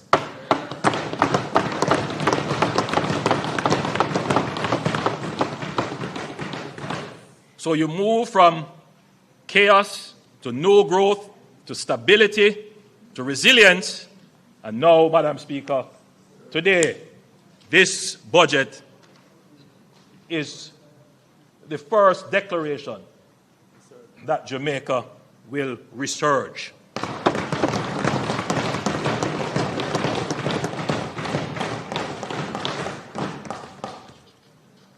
What is the difference between resilience and resurgence? Resilience is defensive. It is the capacity to absorb a blow and remain standing. Resurgence is forward-leaning. It is the decision to move with purpose, with ambition, with a vision of something greater than what existed before. We will not simply patch what is broken. We will build forward stronger, smarter, and more equitably than before. The suffering of our Western parishes will not be a footnote in our national story. It will be the catalyst for our next great chapter. For Jamaica, adversity has been a full stop. It has always, well, Madam Speaker, let me read that properly. For Jamaica, adversity has never been a full stop. Has never been a full stop. It has always been just a comma, a brief pause before we rise again. We have endured, now we will build together. Madam Speaker, this government is leveraging our national resilience and international confidence in order to translate it into a platform for accelerated national development. Through close engagement with our multilateral partners, including the IMF, the World Bank, the Inter-American Development Bank, CAF, and the Caribbean Development Bank, Jamaica secured US $6.7 billion in terms of a financial package within weeks of the hurricane. This is the largest and fastest mobilization of development financing in Jamaica's history, and it was made possible not by the hurricane, but by everything Jamaica had built before it. Madam Speaker, the discipline of yesterday is funding the resurgence of tomorrow.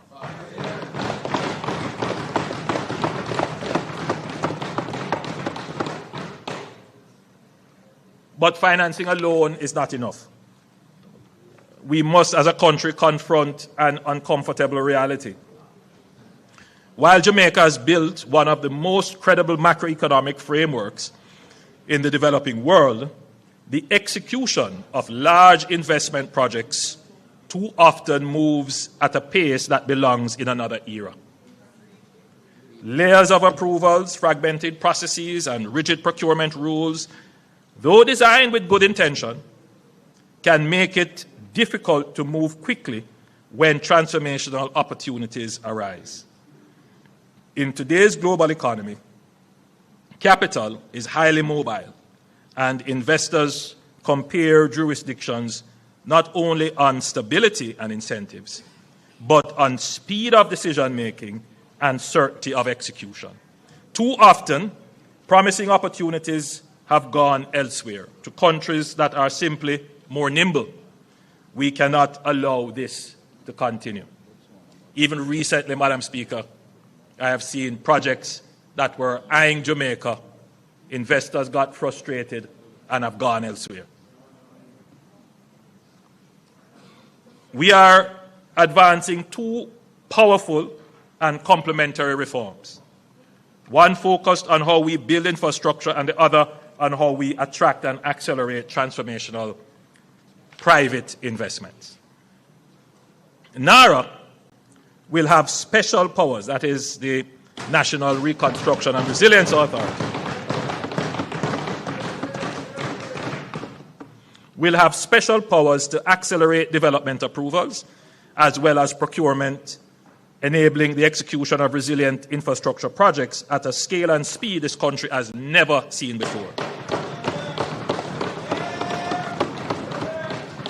NARA is not only about project delivery, it is about project networking to create new economies in areas impacted by the disaster and to introduce the greatest expansion of our economy in the shortest period of time in our history.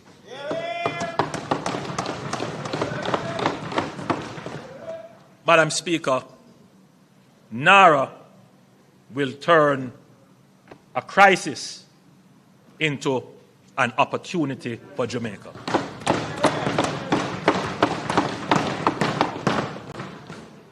One of the most important lessons of Jamaica's economic reform journey was that execution requires not only institutional capacity, but credible, independent oversight.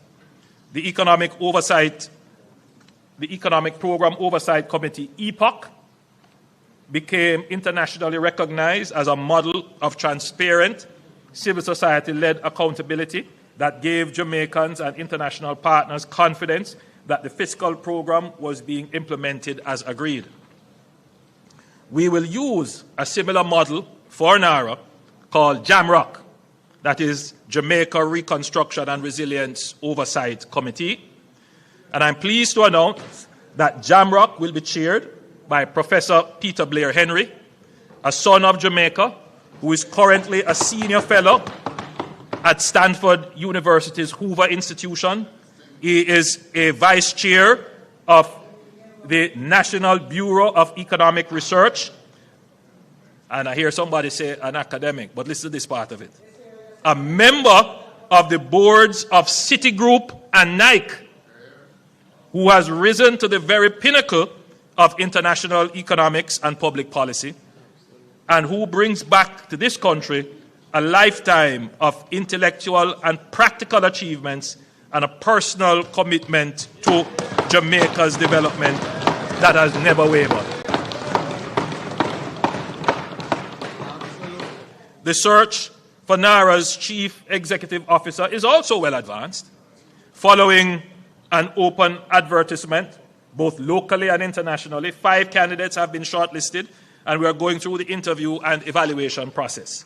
Madam Speaker, a complementary reform to NARA addresses the investment attraction problem. We will introduce a new framework called Fast Jamaica, the Facilitated Acceleration of Strategic Transformation.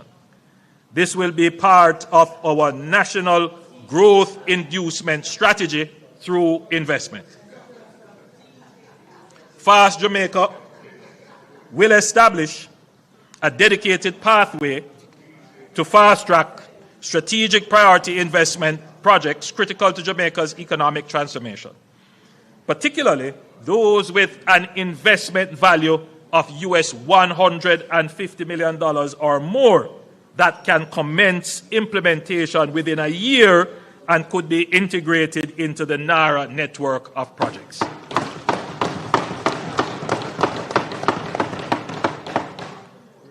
The framework will focus on projects in sectors that will shape Jamaica's competitiveness, and we're looking at areas such as energy infrastructure, digital infrastructure and telecommunications, logistics, air and seaports, water, sewage and desalination, low-income housing and urban development, high-value tourism including wellness, medical and sports tourism, entertainment and the creative industries, STEM education and research, specialized healthcare, high-value agriculture and agro-processing, advanced manufacturing, and critical minerals, including rare earth elements.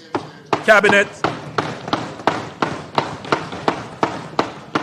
will retain the ability to designate additional sectors where strategic opportunities arise. Central to Fast Jamaica will be a strategic investment council, a high-level body tasked with the initial screening and evaluation of major investment proposals.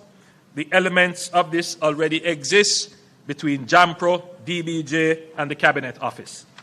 The Council will assess the strategic merit, economic impact, and national interest considerations of each proposed project and will recommend to Cabinet the most appropriate development modality, whether public-private partnership, joint venture, concession arrangements, or otherwise, as well as whether the project should proceed through direct negotiation or a competitive process. Projects approved by Cabinet will be designated strategic investment projects and will benefit from accelerated approvals across government, coordinated regulatory engagement, and dedicated facilitation teams to ensure efficient execution. Fast Jamaica will also allow the government, where appropriate, to engage with unsolicited proposals from investors, recognizing that some of the most transformative projects originate from private sector proprietary knowledge.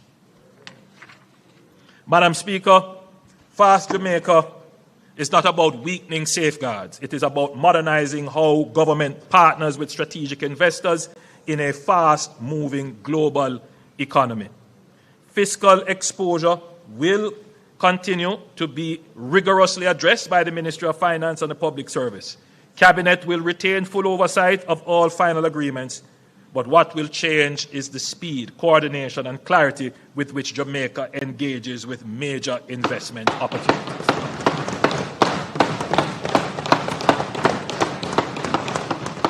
Together, these reforms represent a fundamental shift in Jamaica's execution architecture. They answer the question that has haunted this nation for too long. Why does so much promise take so long to become a reality? We have accomplished a lot, but we could have accomplished so much more. So, Madam Speaker, NARA is established. We will have the legislation. I will table the legislation today.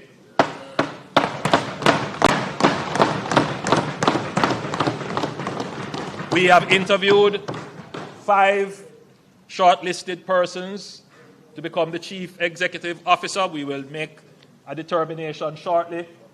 We have selected someone to head the oversight body, and we will have conversations with members of civil society, the opposition, and other interest groups to fill out that body. So NARA is established.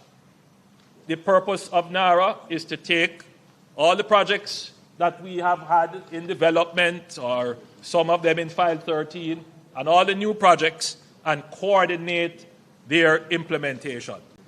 It will work directly with the projects that the government is leading. But that is not going to be enough. We need to crowd in the private sector, and that is why we have FAST working in complement with NARA.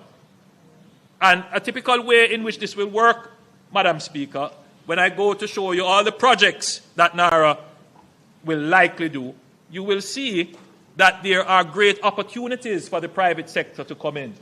Every highway that we put in opens up lands for housing, low-income housing, for tourism, for agriculture, for manufacturing. Madam Speaker, NARA's first and most consequential mandate will be to prepare a comprehensive project and economic plan to deliver within the next 4 years. And when we say deliver, we mean complete within the next 4 years.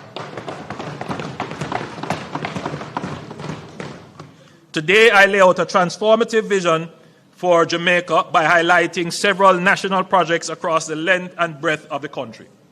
Many of these projects are not new. They have appeared in development plans, consultancy report, policy discussions for years, in some cases for decades. This vision was never the problem. What was missing was the mechanism to convert them from aspirations into reality. The financing, the institutional architecture, and the enabling environment. We now have all of these. Some of these projects will be delivered through NARA, others will be executed through existing institutions and public-private partnerships operating alongside and in concert with NARA. What unites them all is a single coherent national vision. A Jamaica rebuilt stronger, planned smarter, connected more efficiently, and distributed more equitably. Where every region of this island is a functioning engine of growth, and where the resurgence we are claiming is visible, tangible, and felt in the daily lives of every Jamaican. I will highlight a few of these projects starting in the southwest. Black River. Madam Speaker, I want to start in Black River, because Black River tells a story that is larger than one town. It is the story of the existential vulnerability of low-lying coastal communities to the intensifying force of climate change. Black River is one of Jamaica's oldest and most storied towns. Founded in the 18th century, it was among the first places on this island to receive electricity, piped water, and the motor car, a proud maritime hub, the commercial heart of St. Elizabeth, gateway for the logwood and rum and pimento trade that shaped our economic history. The Georgian wooden houses along the waterfront, the masonry, mercantile buildings, the civic structures by the sea, all spoke to a town of character, history, and dignity. But Black River grew as many Caribbean coastal towns grew, parallel to the shoreline. its hospital, its courthouse, its market, its homes, all concentrated along the coast, all exposed. For generations, that vulnerability was managed, tolerated, absorbed, but Hurricane Melissa ended that. Storm surges of 8 to 14 feet tore along the Crane Road corridor. The historic waterfront was devastated, civic buildings destroyed, critical infrastructure severely compromised. Madam Speaker, we will not rebuild Black River as it was. We will rebuild it as it should be.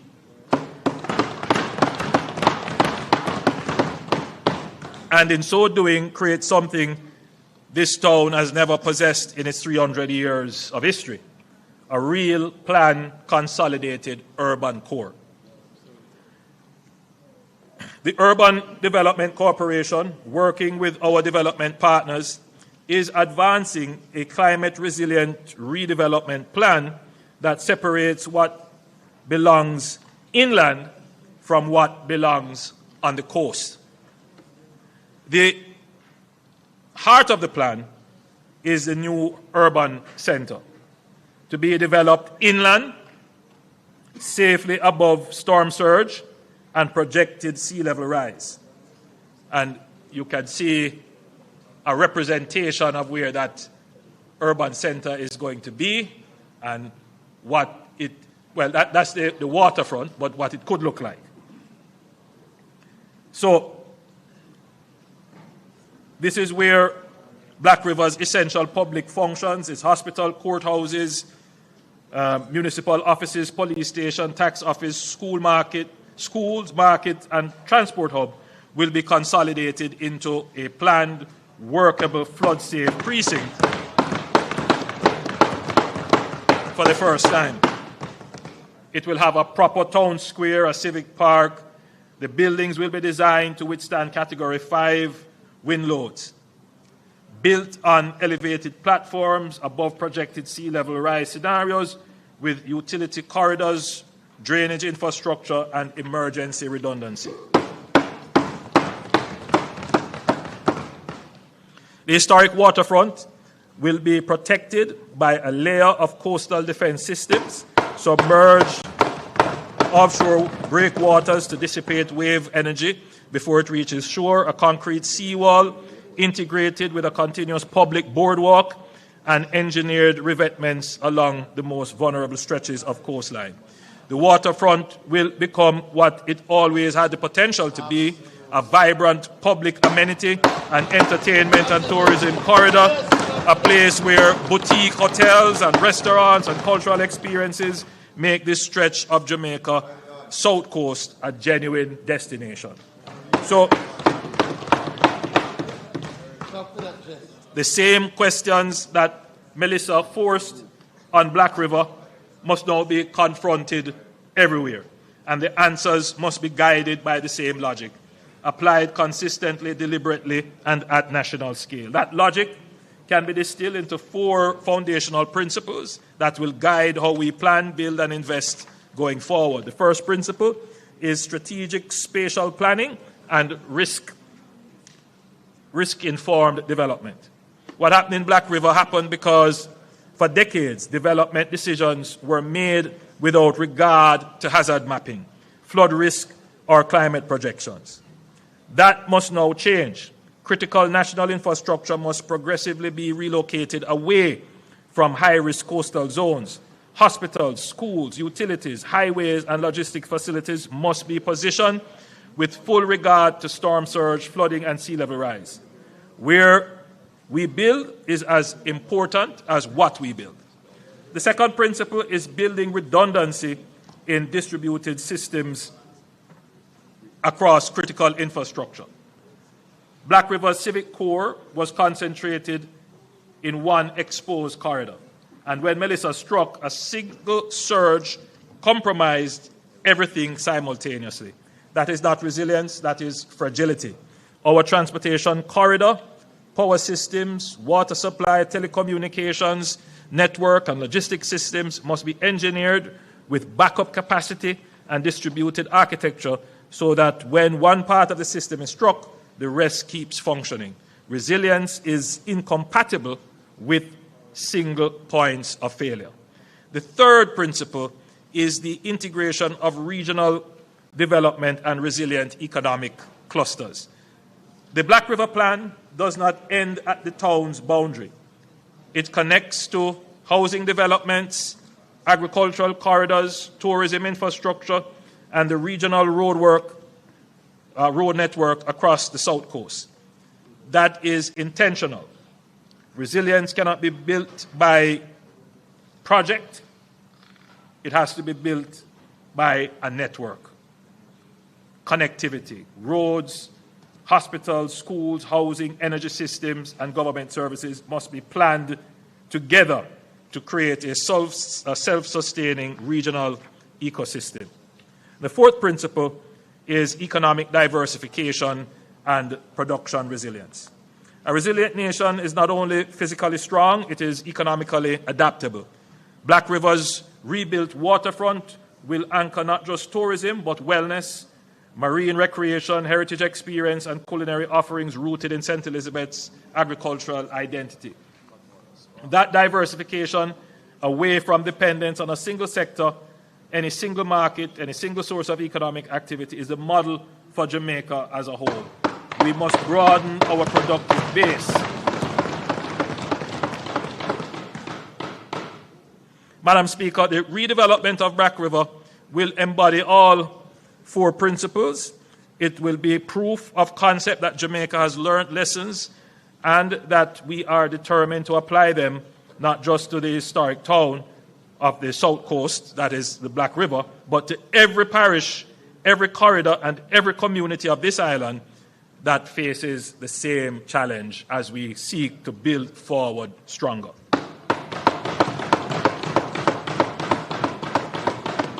Now, Madam Speaker, I know the people of Black River are anxious.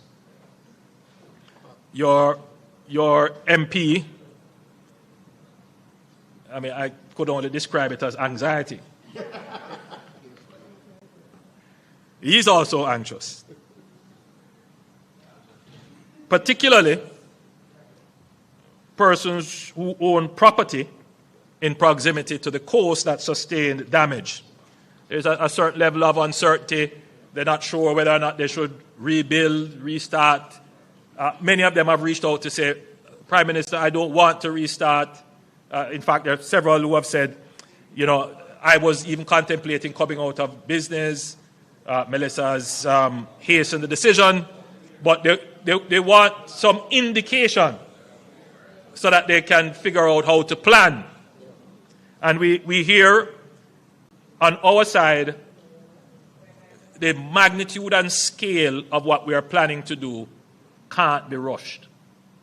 We can't make wrong decisions. So we have to think these things out carefully, put in place the systems and the structure. So today I would have laid out for you the NARA, which will manage it, the legal framework under which it is going to be managed. So we are well there. So I would say to the people of Black River, we have identified suitable lands to support a structured program of relocation and reconstruction for housing and business. For businesses, the town of Black River, for businesses in the town of Black River, the UDC has been asked to begin dialogue with property owners regarding acquisition of property and relocation where necessary. Madam Speaker, I don't want to say too much here because I know how, what leaves here and lands there might be two different things. So I prefer that the entity, I have tasked them to go and start the dialogue, that they go and speak to the people directly. After agreement is reached, then you can speak publicly. Early next month, various agencies of the government will begin the consultations and sensitization with specific communities in Black River and along that corridor regarding relocation of their communities. the truth is there are just some communities that proximity to the swamp, threat from the sea, when we look at all of the risk maps that the best option is to relocate. But we know how difficult this is. And so we will handle this in a very sensitive way. We will ensure in a very transparent way as well. We will ensure that nobody is at a loss and that livelihoods are enhanced as a result of it. It is not something that is going to happen overnight. We acknowledge this, but it is something that we must do. So we will start the conversations individually with them. Madam Speaker, as you can see, there are several exciting transformational projects planned for the southwestern region, including Fonthill. Yes, with its world-class ecotourism potential, Fonthill is down for development. The airport in Little London, which was already announced, that will be brought on to the NARA project sheet, and the new urban centre in Negril, that as well will be brought on to the NARA sheet. And I wanted to just draw your attention to the road network. There, the lines in red are showing you new highways and corridors that will be built. One of them will be the extension of the east-west highway from the Williamsfield leg, bypassing Spur Tree. And then there is another corridor which will not run on the coast, but more inland, but will connect to where the new Black River Urban Centre will be. So all of these roads will be under NARA, and they will be started and completed within the next 4 years. In fact, these roads should be completed within the next 3 years. What we learned from the hurricane is that in the immediate few days, we did not have access. The roads were impassable, they were blocked. And, you know, one of the problems was just how the road was built. We had no challenges with the highways. No highway was blocked because these roads were built to different standards, different drainage provisions were made. Now, St. Elizabeth, which didn't have it before, will now have 2 modern highways traversing the parish.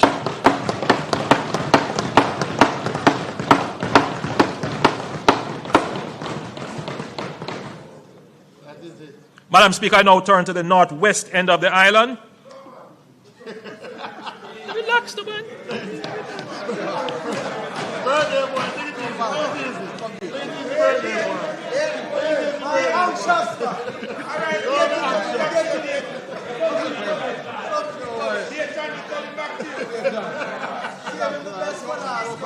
No, but the member, just to put the member at ease. What I'm presenting here are, you know, large-scale reconstruction projects for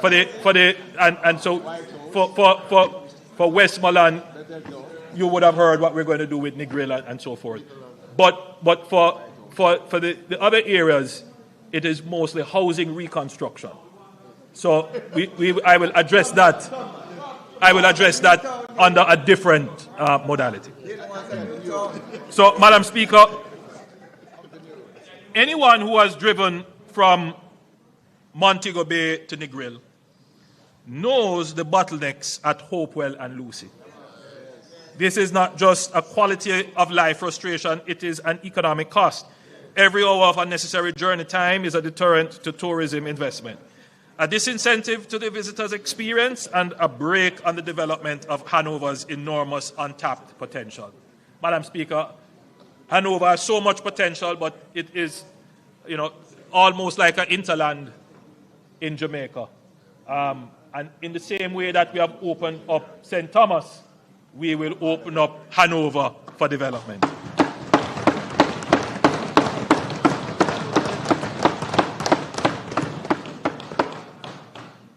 The government will advance the Hopewell and Lucy bypass, running through a connection point on the Long Hill bypass, which is already under construction.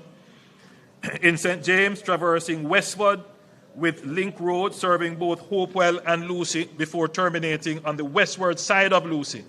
The alignment will run approximately 3 kilometers south of the existing coastal road. This will unlock the entire waterfront stretch between Montego Bay and Negril as prime resort lands.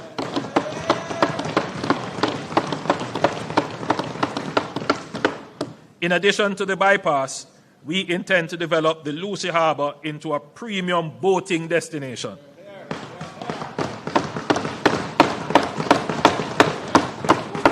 Sheltered from the prevailing winds, with deep natural water and proximity to emerging resorts on that belt between Montego Bay and Negril, Lucy Harbour has every natural attribute required to become a premium boating destination.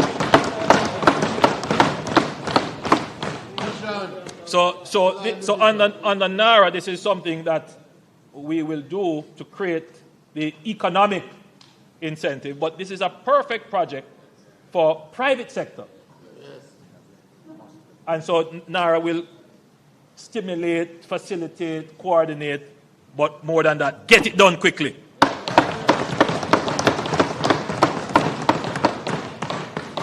The town of Lucy itself is similarly at risk for storm and wave action. In other words, it faces the same threats as Black River. In fact, probably worse, because Lucy is actually below sea level. So I wish to indicate here that consideration is being given to the eventual construction of a new town centre for Lucy when the bypass that we have spoken about is complete. So we won't do it in this round. We can't take on too much. But let's do the bypass first, and then we do the new urban centre for Lucy.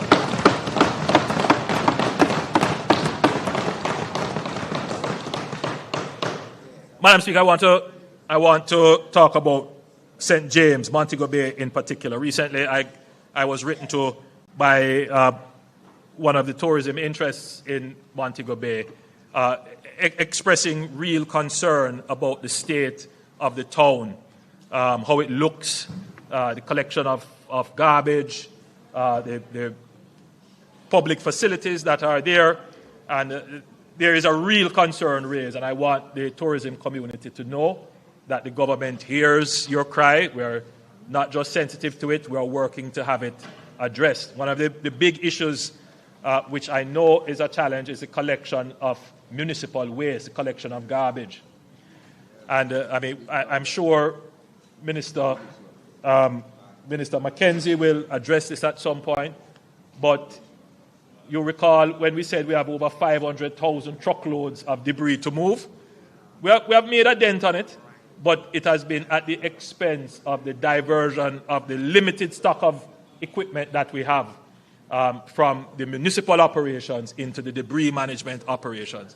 I think very shortly we will have to bring the debris management to either a pause or an end so that we can refocus on the municipal issues. So I want to indicate to the people of St. James, yes, we hear you, and we are going to address this problem in short order.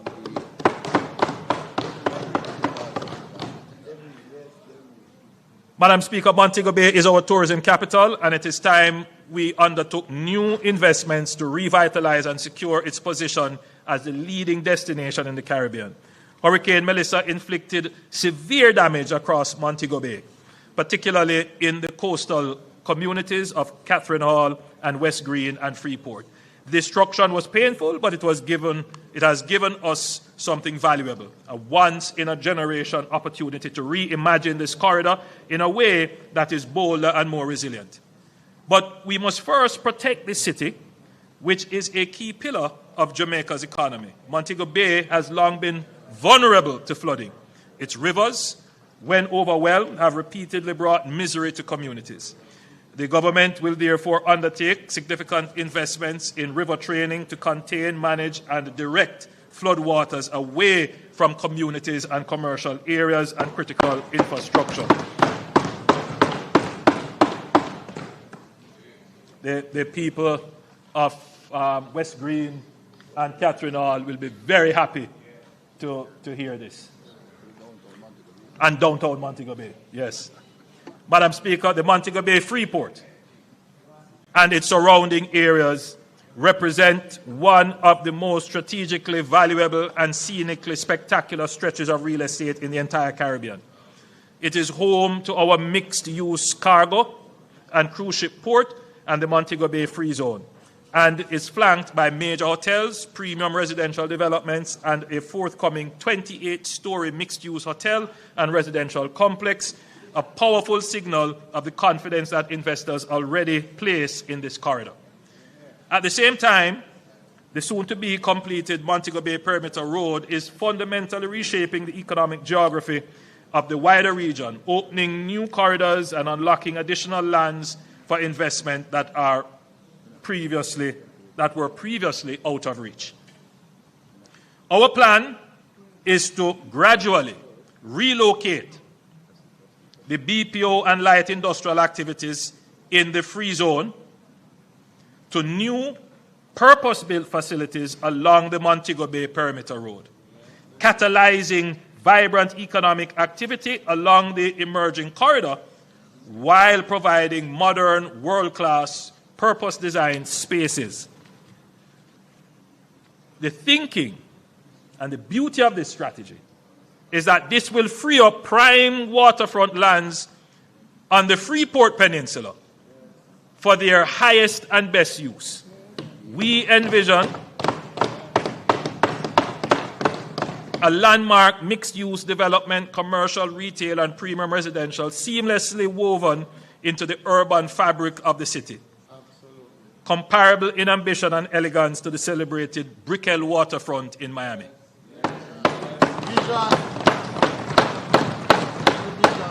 And at the heart of this vision will be a performing arts theater. It always is a puzzle to me. Every hotel has to have their own entertainment package. You know, we could invest in developing real premium entertainment if we had a proper performing arts center. You know, we could even invite Broadway to come and have plays there that the tourists could, instead of having to be stuck in the all-inclusives, they have somewhere to go. Locals can have somewhere to go. So the thinking, and you know, one thing with this government, we apply strategic thinking to everything. Everything. So, you know, when the Freeport was developed along the coast, very important that it was actually coastal, so that because it's close to the port as well, because the idea was like manufacturing, you get on a ship and you go. But things have kind of changed a little bit, because most of what the work that the free zone is doing has nothing to do with shipping. We ship it via email. You know, in other words, the Freeport is now doing digital services, BPOs. They don't need to occupy valuable premium port lands. So where they need to be is actually beside efficient public transportation. Absolutely. So people can get to work easily. Right now it's chaos to get into the Freeport. Yeah. So just this move is going to increase the efficiency of the town, but increase the value and productivity.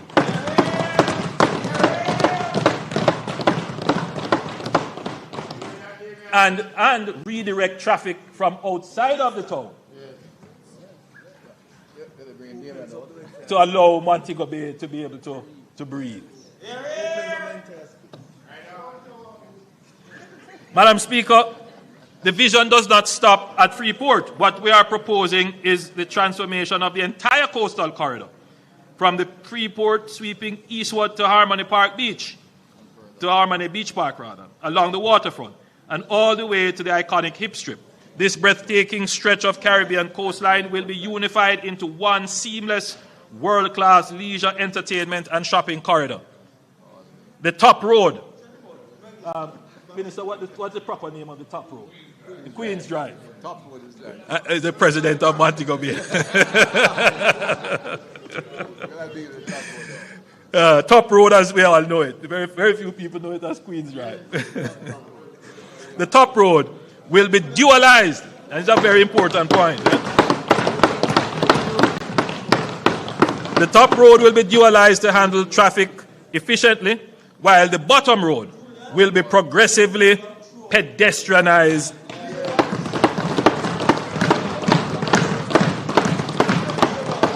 as well as the hip strip itself. The result will be a walkable waterfront of rare beauty and vitality connecting the cruise ship port to all the way to Harmony Beach Park and Doctor's Cave Beach, and every restaurant, bar, gallery, and shop along the hip strip. It's always a disappointment, you know. We have a all-inclusive culture. We call it the all-inclusive.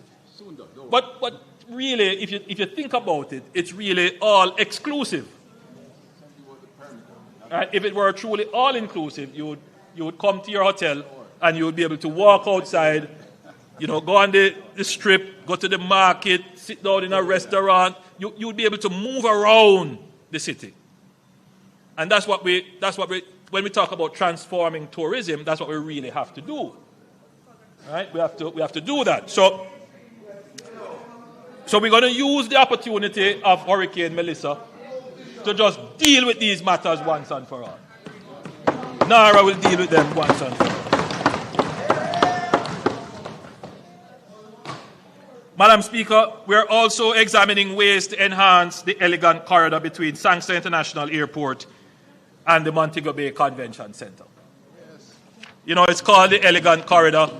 I must tell you, it still has some elegance to it, but it needs a refresh.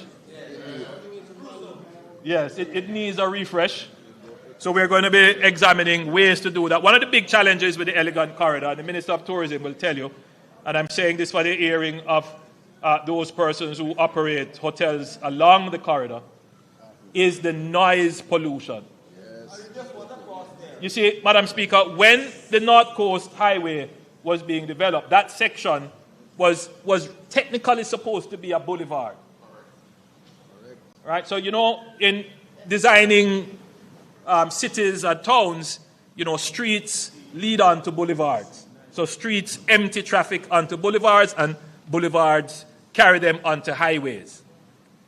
But what has happened is that this road is neither a boulevard or street, or it is playing all these roles.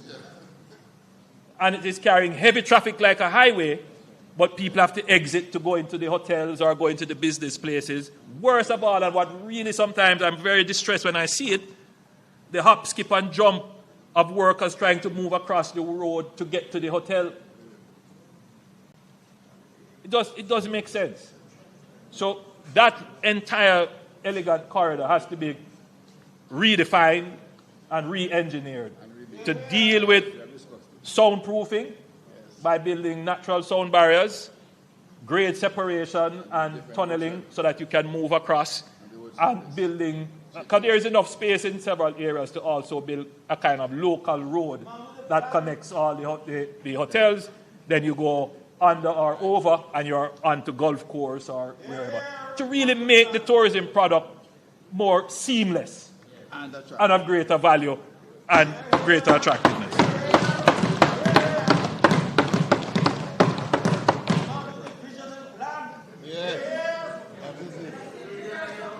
Madam Speaker, Black River, Madam Speaker, like Black River, Falmouth is a case study in the existential vulnerability of low-lying coastal communities to the intensifying impacts of climate change.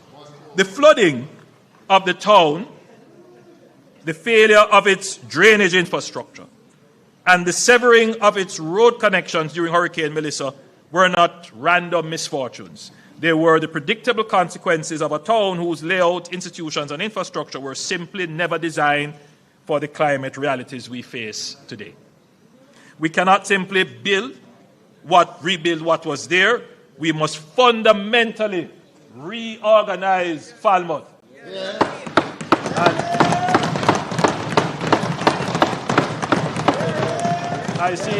I see, Madam Speaker, big smile on the Member of Parliament for North Trelawney, who, unlike most MPs, she actually lives in her constituency and lives in the town of Falmouth.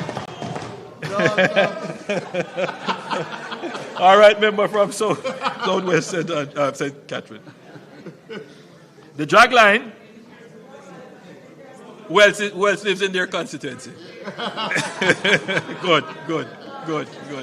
Good, Rose, good. The drag line, which is the critical drainage canal running east to west through the town, provides a natural organizing boundary. It is both the town's most important piece of infrastructure, and as Melissa demonstrated, it is the most neglected.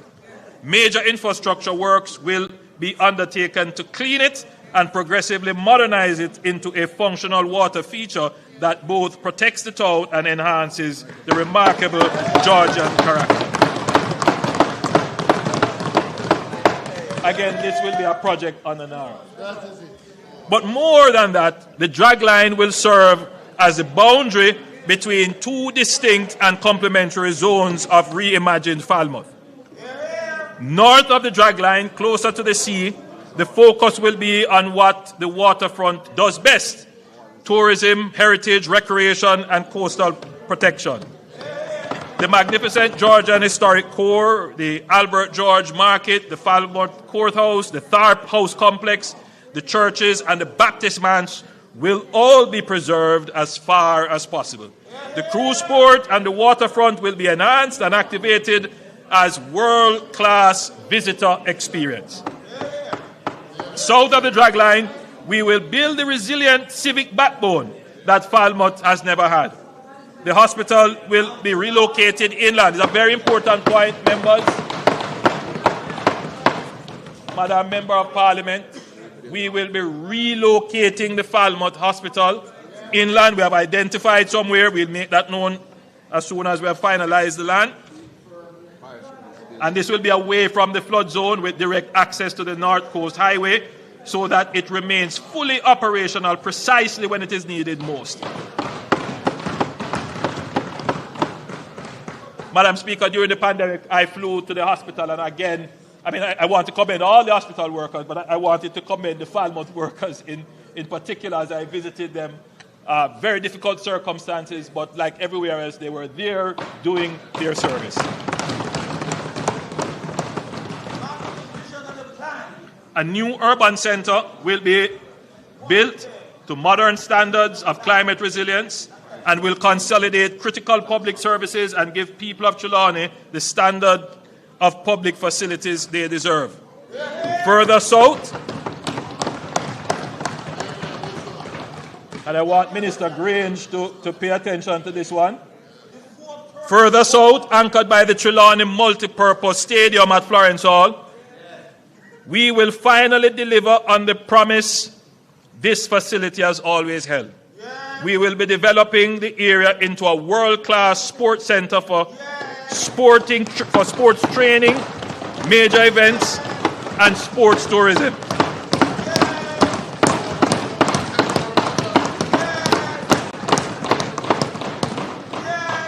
While building around it vibrant housing and a commercial nucleus that brings permanent economic life to this corridor.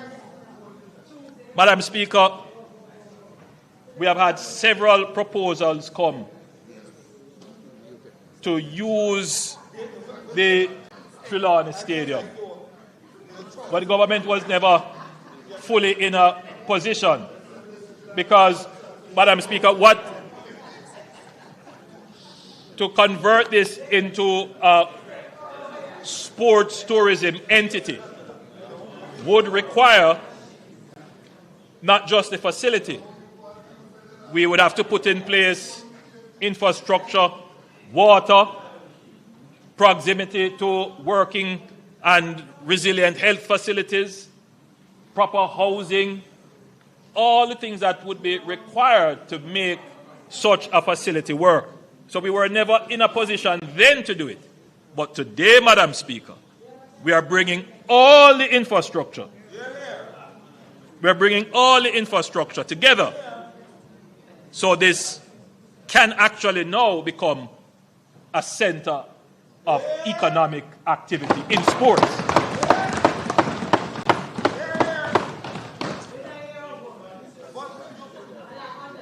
The Minister of Tourism sent me a note to say that I forgot to mention the upgrade of the Montego Bay Convention Center. Yes, under these projects, the Montego Bay Convention Center will be upgraded in addition to the re-engineering of the Elegant Corridor. Madam Speaker, I now move to the northeastern section of the island.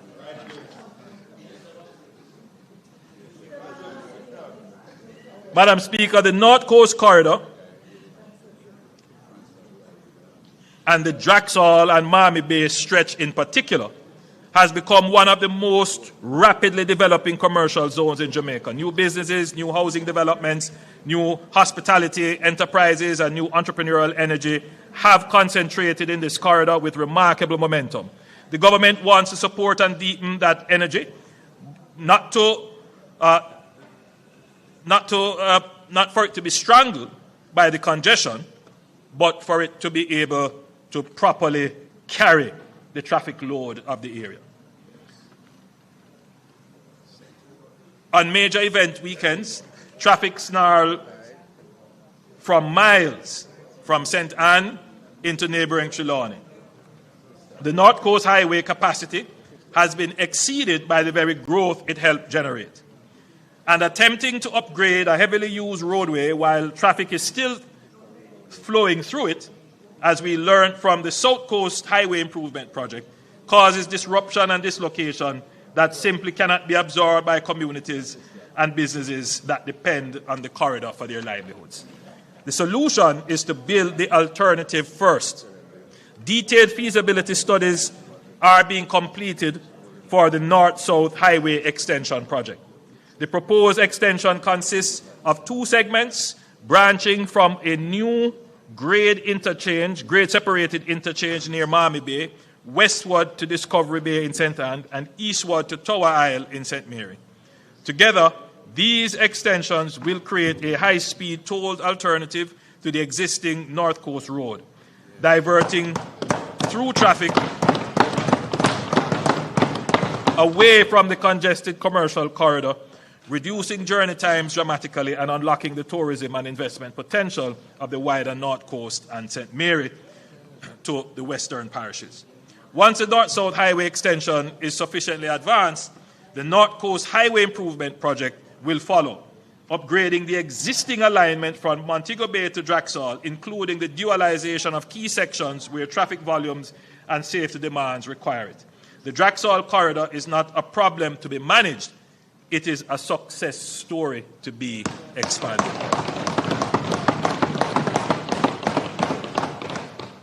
With this investment, we give it the infrastructure it deserves, and we unlock the next chapter of growth along Jamaica's most visited coastline. Madam Speaker, I now turn to the eastern end of the island, Port Antonio. Port Antonio is unlike anywhere else in Jamaica. It is the birthplace of Caribbean tourism, the town that first showed the world what Jamaica could be, drawing Hollywood legends, royalty, and the world's most discerning travelers to its twin harbors and extraordinary natural setting. It deserves a future worthy of that legacy.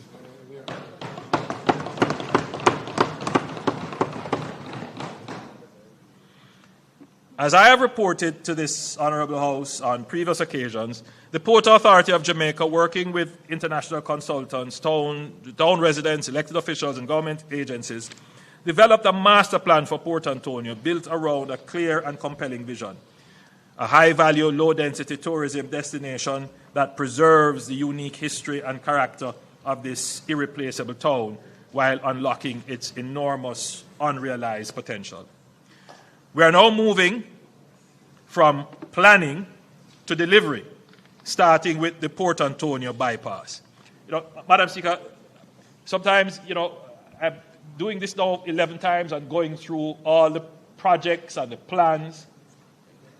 I can just imagine that the people listening might say, but you said this already, or here goes another plan. But the beautiful thing is that having seen these plans from conception to inception, it is just an amazing feeling. So I recall when we were doing the discussions about how are we going to develop this beautiful asset of Port Antonio.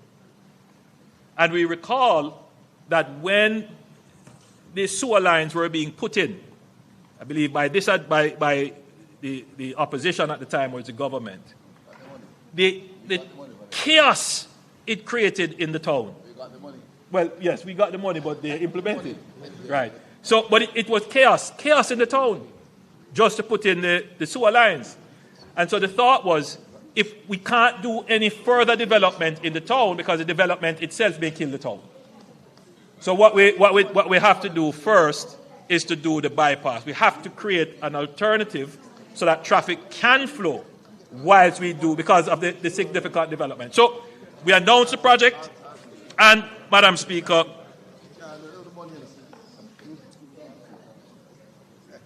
and I'm now pleased to say that the project man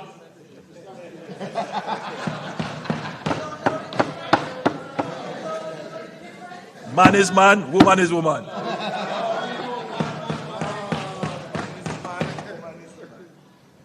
Mr. Speaker, I'm pleased to say that this project has started.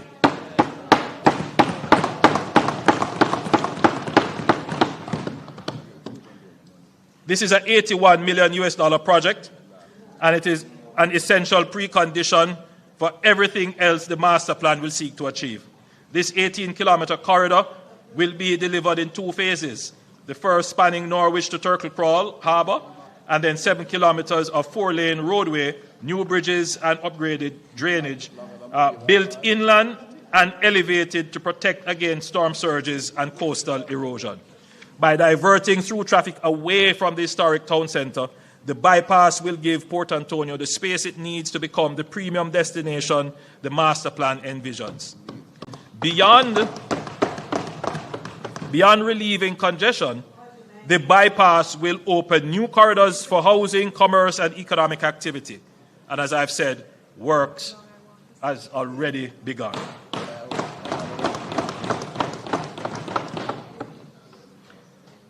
The broader master plan will deliver 4 transformational elements: a new cruise terminal in the East Harbour, paired with high-end hotels and villas on the Folly Lands, which will establish Port Antonio as a premium cruise destination unlike any other in the region, intimate, authentic, and famed by some of the most spectacular scenery in the Caribbean.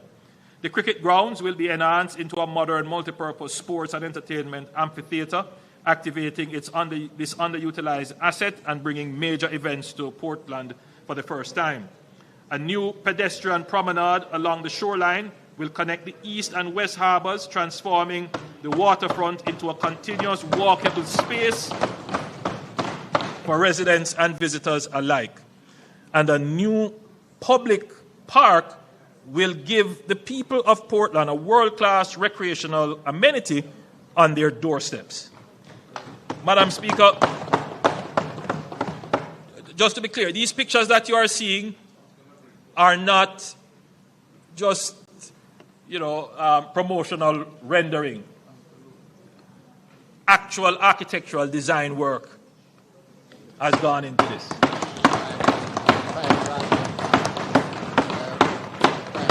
All right. Complementing all of this, Madam Speaker, is the Boundbrook Urban Centre. So you hear me talk about we're going to build our urban centre, we are building urban centres. The Boundbrook Urban Centre is approximately 40% complete. Like the Morant Bay Urban Centre, Boundbrook will be an integrated commercial hub combining public and private services seamlessly in one location. Madam Speaker, the development of the new port, and I want this is the Morant Bay Urban Centre. Well, the bypass starts there, so it connects there. So, Madam Speaker, the development of a new port in St. Thomas has been discussed for some time. The original intent was to develop an aggregate port to serve the growing demand for construction materials in regional markets such as Guyana and Suriname. However, Hurricane Melissa fundamentally expanded our thinking. Hurricane Melissa served as a stark reminder of the vulnerability of Jamaica's southern coastal line and the existential threat that a direct strike on Kingston would pose to the port of Kingston, and by extension to the nation's ability to recover from any such disaster. As a result, the government will now not only develop an aggregate port for export, but one with capacity for mixed usage, such as the Reynolds Pier in St. Anne. This port will serve as a critical backup to the port of Kingston in the event of a major disaster, while simultaneously driving economic growth and creating much-needed employment opportunities for the people of St. Thomas.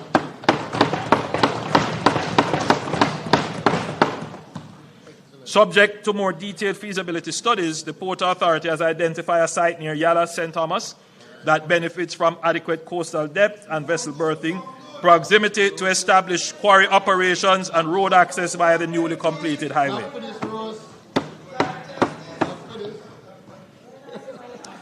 Madam Speaker, the Port of Kingston is now one of the fastest growing ports in the entire hemisphere, and we are determined to ensure that our infrastructure keeps pace with that growth. We are undertaking a series of transformational projects that together will create the largest concentration of near-port logistic lands anywhere in the Caribbean. The first of these is the $80 million Westland projects already underway, which will add 15 acres to the Kingston Freeport Terminal, increasing cargo storage capacity by more than 25%. The second involves the realignment of the Marcus Garvey Drive to the northeast of Tinson Pen and the incorporation of the Tinson Pen lands into an expanded near-port corridor.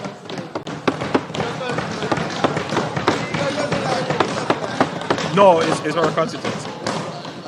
A portion of these lands is already being actively utilized for automobile logistics, a clear signal of Kingston's emergence as a regional hub in a dynamic sector and a preview of the far greater potential that lies ahead. Madam Speaker, inadequate drainage infrastructure along this corridor has resulted in disruption of operations from even moderate rainfall. The National Works Agency, in collaboration with local and international consultants, has completed comprehensive studies for a drainage system designed to efficiently convey stormwater to Hunts Bay. We will move decisively under NARA to finalize the designs and implement this solution. The truth is, Mr. Speaker, we can't expand the port without doing this drainage project. Madam Speaker, speaking of drainage, the Kingston metropolitan area is urgently in need of serious work on its most critical drainage infrastructure. That is the Sandy Gully, which is the city's main defense against flooding. This was built some, 70 years ago? Almost 60 years ago? More than 60 years ago. So, and it really has not had a major overall. And just to explain to the country how that drain works and why we need the drain. If there is a weather system that is coming off the Kingston Harbour and it is going across Kingston. It is going to meet the hills of St. Andrew. And what that will do as the precipitation moves against the hills is that all of that will fall as rain. It will come down the hill, and if it doesn't get into the sandy gully and go into the sea, it will flood the Kingston Plain. And so that's why it was built like that. So it actually takes the water coming off the hills for any heavy precipitation. But the gully as it is, because the inverts and the other infrastructure that support it, they are aged. And so they are falling apart. So on the Nara, yes, thankfully, the gully was not damaged. The sandy gully was not damaged by Melissa. But because we have a resilience mandate, we know that this is a key piece of infrastructure that is needed for Jamaica's resilience. And therefore, the reconstruction of the sandy gully will be a major project on the Nara.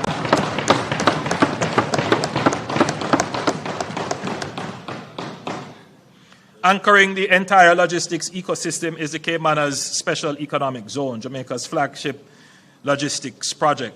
The Caymanas Special Economic Zone is designed to complete Jamaica's transition from a transshipment hub to a fully fledged logistics center for the region and beyond. The first phase will be developed over 4 years at a cost of $8 billion, covering 200 acres of the 700-acre property, generating hundreds of direct and indirect jobs during construction alone. Taken together, the Westland, Tinson Pen, and the Caymanas Special Economic Zone project, which has started. These three investments will assemble the largest block of near-port logistic lands in the region, placing Jamaica firmly on the pathway for fulfilling our national ambition of becoming the fourth global node in logistics alongside Singapore, Dubai, and Rotterdam. Madam Speaker, these are the exact words that were said by the former Minister of Industry and Commerce, who is now the Member of Parliament for Western St. Andrew, which shows that, and he knows, I've always, where credit is due, give credit. You don't have to originate all the ideas, right? The brain is not all in one head. And how I see myself, yes, I like to think myself as a great thinker and conceptualizer, but I prefer to be thought of as the great builder, the one who does it.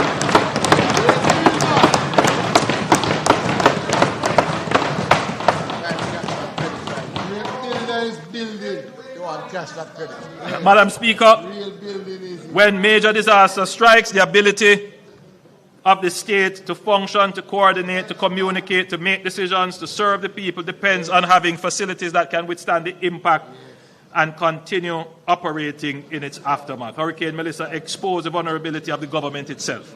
Jamaica currently houses its ministries and departments and agencies in a patchwork of aging, scattered buildings, many of them structurally inadequate, poorly connected to each other, and wholly unprepared for the demands that a major disaster places on government operations. Madam Speaker, the government will advance the development of the government campus at National Hero Circle as a national priority. The vision brings together Jamaica's Houses of Parliament, key ministries and agencies into a single purpose-built campus. In the post-Melissa context, the government campus is more than a statement of national pride. It is a strategic investment in the continuity of government. Madam Speaker, this Parliament could never have withstood Hurricane Melissa, or even a slightly lower hurricane. And I think it is now a moot point, Mr. Speaker. I think every member of Parliament here serving in this building would have to agree. The building has served us well, put it that way. But it really cannot carry us much further.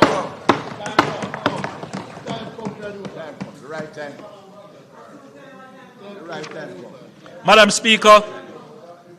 Speaker, resilience is not only our road and bridges. Resilience must also include our health facilities. Kingston Public Hospital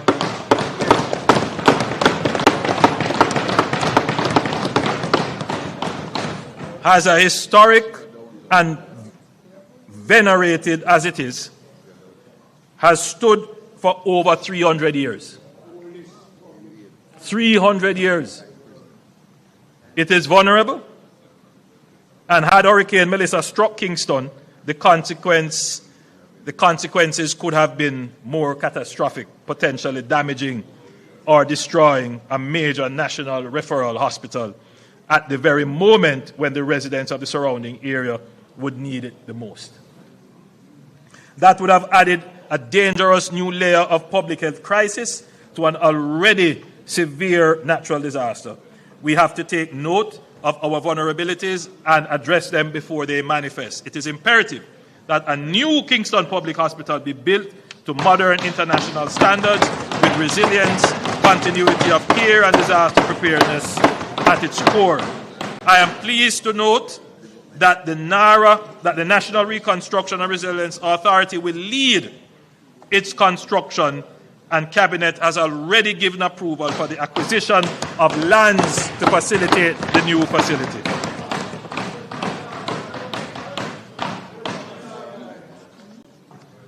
Madam Speaker, both our major international airports sit adjacent to the sea, and we are vulnerable to storm surges and the long-term effects of sea level rise. When Melissa struck, the operational pressure on both facilities was immense. The question that we must answer honestly and urgently: what happens if one or both of our major international airports is rendered inoperable by a natural disaster? The answer cannot be that Jamaica has no answer. Vernon Field has been discussed as a development opportunity for decades.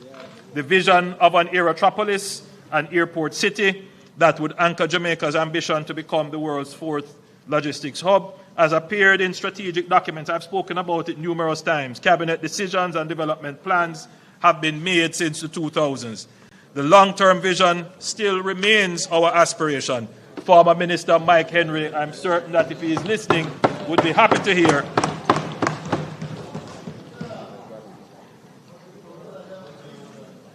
that the Vernon Field, and that's the airstrip you're looking at, which was built during the World War II era, that by and large the concrete is still intact. It has over 2,000 acres of land around it. A premium piece of real estate is used for drag racing, when that piece of real estate should be our strategic backup, and where we make strategic investment to eventually make it into a full-blown airport.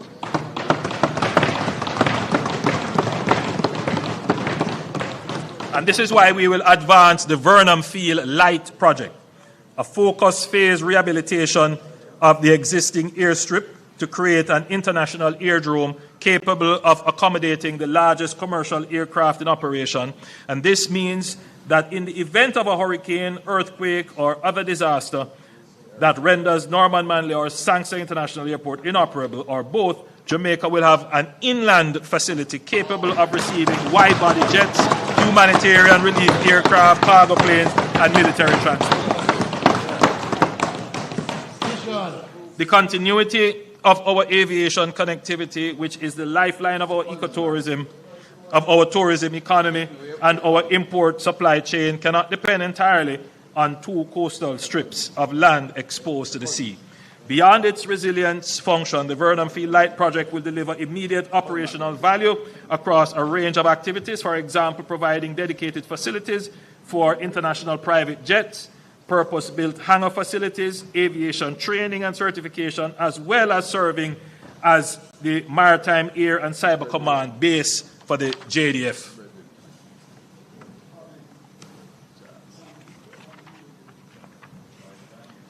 Madam Speaker, the slide now being displayed shows the national highway network, including all planned highway projects. What it illustrates is a vision that is within our grasp. A continuous, modern highway network encircling the entire island, connecting every parish, every port, every airport, and every major economic center into a single, seamless system. The objectives of this network are, one, to reduce travel times and transportation costs for businesses and families, to open new corridors for agriculture, industrial, and tourism development, and to strengthen resilience by ensuring that no community is ever again isolated because of a disaster, and of course, to create new lands for low-income housing.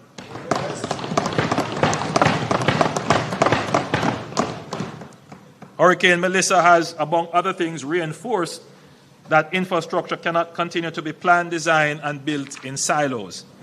That approach has cost us dearly. Roads are rehabilitated and then torn up again because a pipeline issue was not anticipated.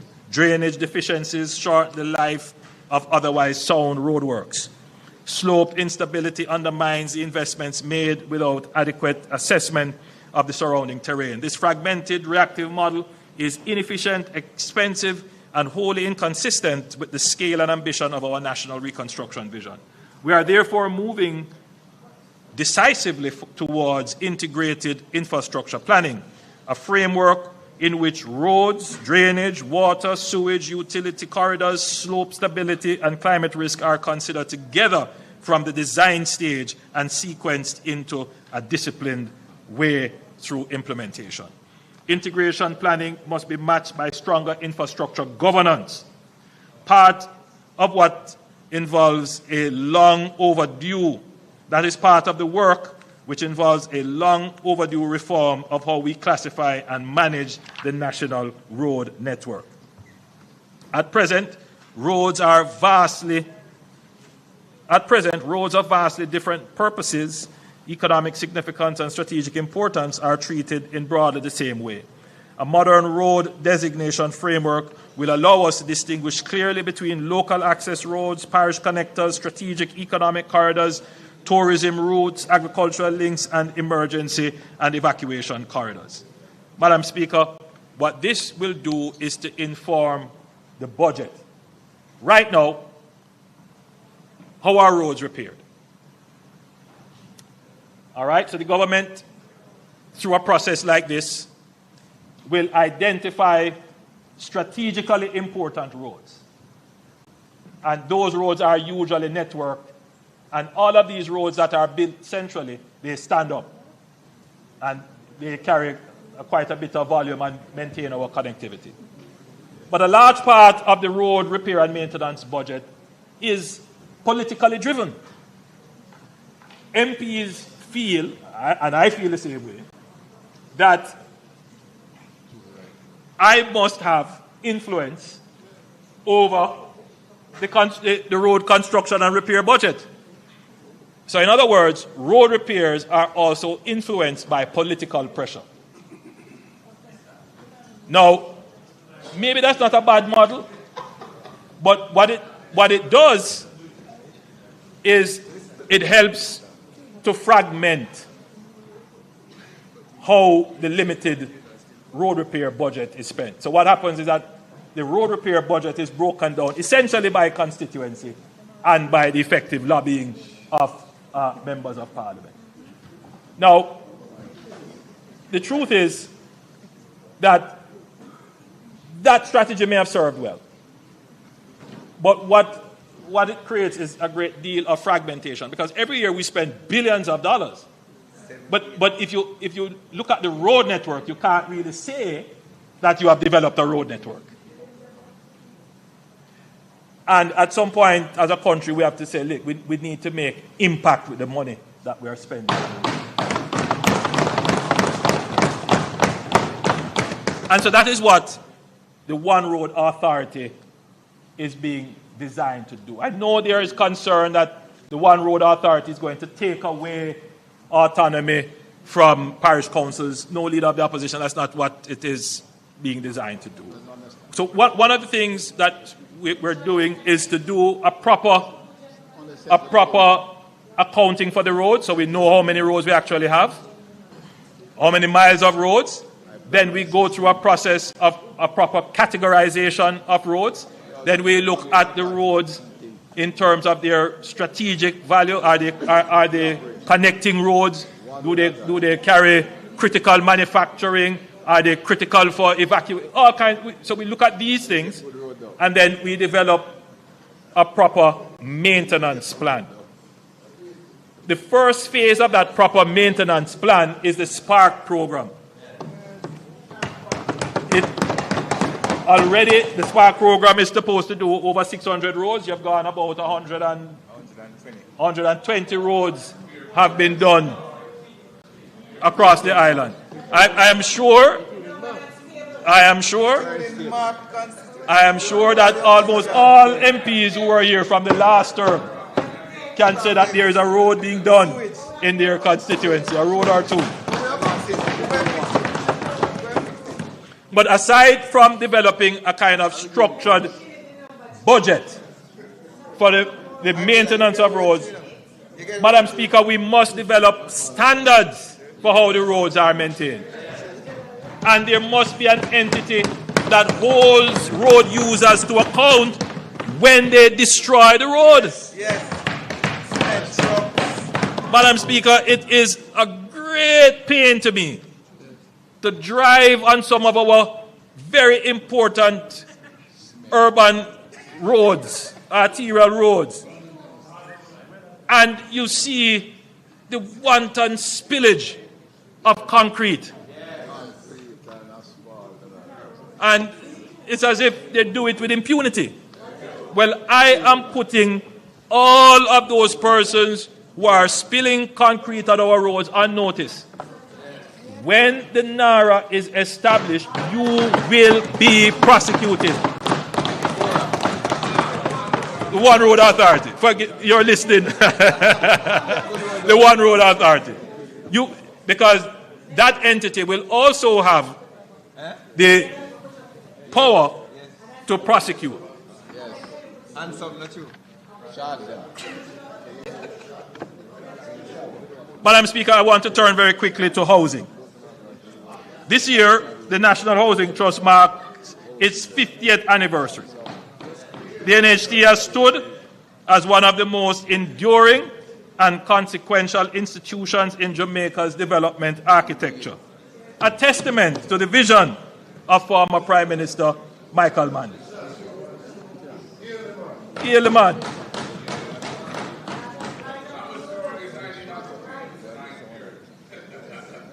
As I said, he did some good things, but we should also note, because the member from St. Andrew Southwest, Southeast, saying, well, if you're going to talk about history, you must talk about it completely. You must give the full story. Right. So the full story of the NHT is that, of course, the idea to create the NHT was that of Michael Manley. But the NHT was, as you would know, no, I was there. Of course I was. No, but history is not for the people who live it, it's for the people who read it. So,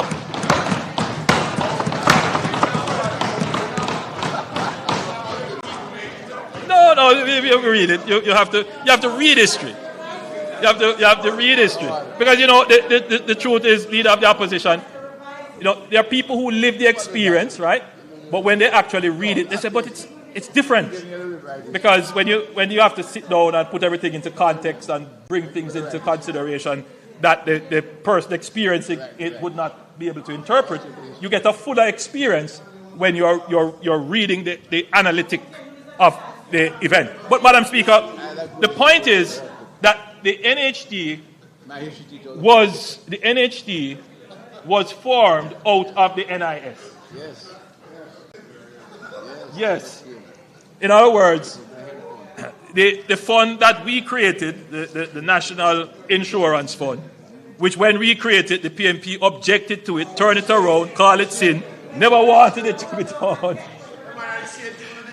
So now what happened is that, of course, the initial establishment of its structure and the funding came from the NIS. So, I mean, it's just a part of the context of the NHD. But to the credit of former Prime Minister Michael Manley, this is an institution that has served Jamaica well.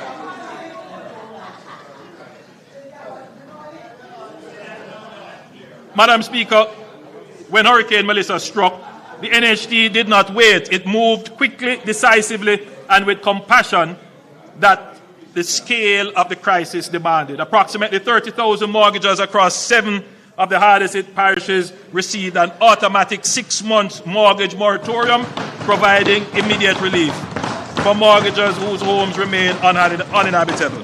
That moratorium has been extended. That moratorium, the NHC has extended it until the beneficiary is able to restore their home. A special disaster relief grant of up to $500,000 was made available for contributors for contributors who demonstrated a need, prioritizing those unable to take on additional borrowing, including pensioners and other vulnerable groups. Over 5,500 applications have been received under the grant facility alone, with nearly 1,800 already processed and close to $1 billion dispersed. The NHT has also procured 2,500 semi-permanent housing solutions at a cost of US $19 million for families who lost their homes entirely. The first 300 units are on island and are being cleared for distribution. So finally, we will have some of these modular housing solutions, semi-permanent housing solutions. The NHT also introduced a hurricane relief loan of up to $3.5 million at concessional 2% interest rate to support essential repairs, disaster resilience upgrading, including reinforced roofing, and hurricane shelter and supplementation of insurance claims. Madam Speaker, the leader of the opposition said he hasn't seen any program insisting that restoration must be done to code and standard. I can assure you, Madam Speaker, that this program under the NHT, that the persons who are restoring their homes must do so according to the relevant local building codes. I am pleased to announce that the program will be extended through to March 2027, ensuring that families across the island can access concessional financing to rebuild, not just the standard that existed before, but to an even higher standard of resilience. So this loan program will be extended to next year, March. Madam Speaker, let me give the House and Jamaica a clear picture of where the NHT housing delivery stands. As at the 31st of January 2026, the NHT is actively managing a housing train line of over 41,000 solutions at various stages of development across the island.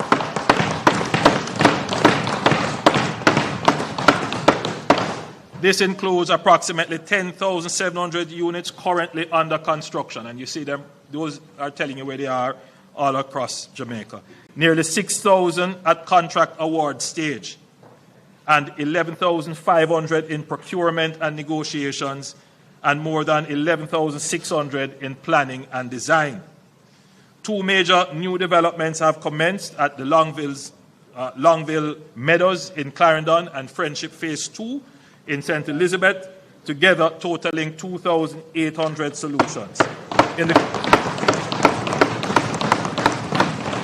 the coming financial year, the NHT has projected housing expenditure of approximately $50 billion, with a further subsidy of approximately $21 billion under the external financing mortgage program.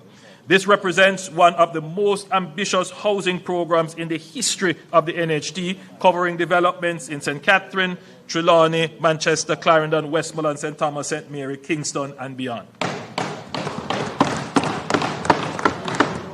Madam Speaker, I need to directly address the public debate surrounding the annual transfer from the NHD to support the budget. The opposition has made much of the annual 11.4 billion transfer from the NHD.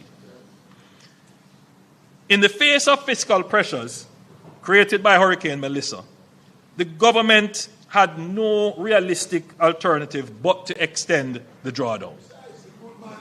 Were the drawdown to be discontinued, the 11.4 billion would have to be found elsewhere, resulting in additional taxes beyond those announced. I fully acknowledge that the Jamaican workers contribute to the NHD with the expectation that those funds will be used for housing. That expectation is legitimate, and the government takes it seriously. But we have to be clear on what the real challenges are and how to solve them. First, let me give some deeper insight into the $11.4 billion. $11.4 billion is the gross amount that the NHD transfers to the government. Gross. This is net off against the statutory deductions and taxes that the NHD itself is obliged to pay to the government. Technically, therefore, the government gets approximately $7 to $7.5 billion net from the NHD. I think that is a very important contextual element of the problem. No, every year.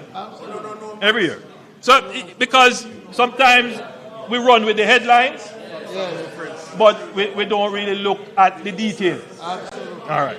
Second, the NHD remains a solid, well-capitalized body that is not a fiscal risk to the government.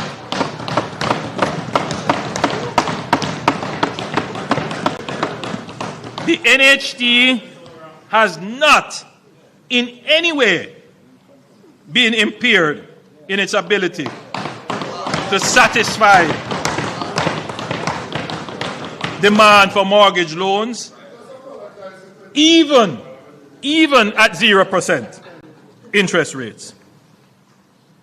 To further improve the cash flow under the external financing mortgage program, NHD contributors can access their NHD mortgage through approved partner institutions instead of going through the NHD itself.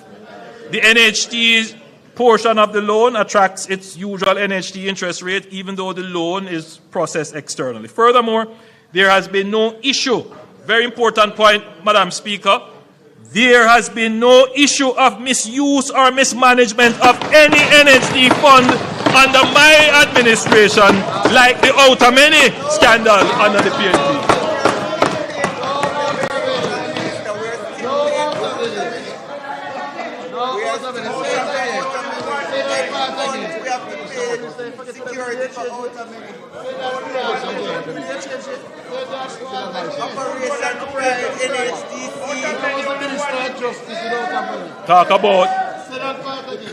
Talk about corruption. Yes.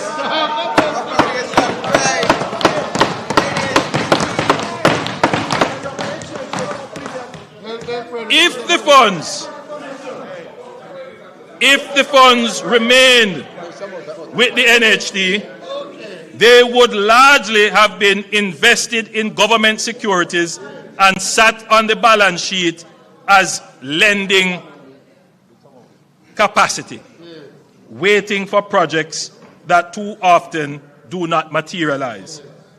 Not because the money is unavailable, but because, one, we do not have enterprise-scale contractors in sufficient numbers. That's reality. Number two, we do not have large swathes of developable land that is close to where people want to live or where sufficient infrastructure exists, so that all that is required to do is to put in the last mile. This is why we are building new roads to open up new lands for housing. That is what we have done in the East, in St. Thomas and Portland, and now we're doing it in St. Elizabeth and Westmoreland. But even when we open up new lands through roads and highways, it takes time to get the infrastructure to the last mile. We have an over-bureaucratization of the development and approvals and permitting process. We are working to simplify and accelerate this, which is why you would have heard about FAST, about NARA. All of these are attempts to accelerate the process. Collectively, these factors mean that the cost of construction in the affordable segment of the housing market makes viable projects difficult to assemble. So the challenge, Madam Speaker, is not that the funds that we take from the NHT deprives the contributor of an opportunity to own a house. That's not accurate. The challenge is, because even though we have taken the funds, in this administration, we have done more than any other.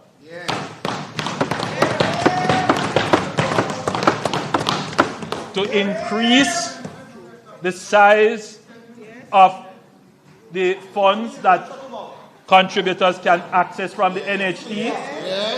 We have increased the number of persons who can co-make or co-join. But more than that, we have reduced the interest rate. Can you imagine you can get a mortgage for 0 interest rate? 0. Right? So in other words, what we have done, very high, 60% of the mortgages are 0%. No, 60% of the yes. So if you earn a certain level,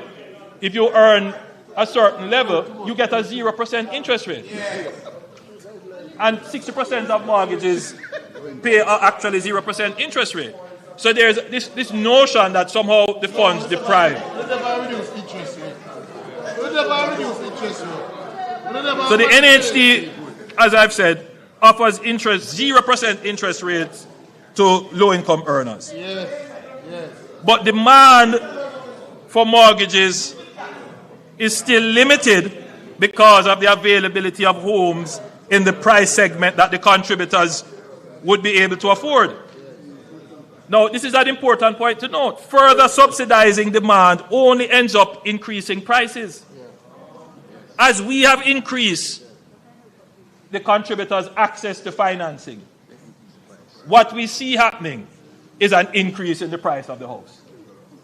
In fact, every time we increase, the price of the house moves with the increases that we give in terms of the funds that they can access. And that tells you, more than anything, that there is a supply-side problem. That is really the issue. How do we expand the supply of houses? And we outline the structural issues that exist, which are not all NHT problems. So further subsidizing demand only ends up increasing prices. We have seen this clearly every time we have increased the NHT loan limit. Prices rise to absorb the additional lending capacity because supply does not keep pace. Jamaica's housing crisis is not a financing crisis. It is a supply crisis. And no amount of money sitting on the NHT's balance sheet will build a single new home without the land, the infrastructure, the approvals, the construction capacity to put it to work. What we need urgently and at scale is a ramping up of housing supply. And when we speak of supply at the scale Jamaica requires, we must think boldly. And that is why this administration developed the Greater Bernard Lodge Development Program as a demonstration of what becomes possible when government planners and the private sector align common vision around serious commitment and execution. I urge members who have not yet seen what is happening in Bernard Lodge to go and take a look at Bernard Lodge and see the housing that is going there. The next major large-scale master plan development will be the Greater Innswood development, and this NHT is tasked to lead the master planning of this development. Madam Speaker, I want to talk about some new measures to increase accessibility and affordability. While we work to increase housing supply, we are always working to ensure that homes we build are accessible to the Jamaicans who need them the most. I am pleased to announce that effective July 1, 2026, teachers, nurses, firefighters, and members of our security forces and defense forces will benefit from a specially reduced mortgage interest rate based on their length of service. For those with 5 to 10 years of service, the applicable interest rate will be reduced by 1%, and for those with service of 10 years or more, the rate will be reduced by 2%. For young Jamaicans under 35, the NHD will reserve a minimum of 20% of scheme units, doubling from the previous allocation of 10%, and will provide an advance of $2 million to assist with deposit requirements for open market purchases.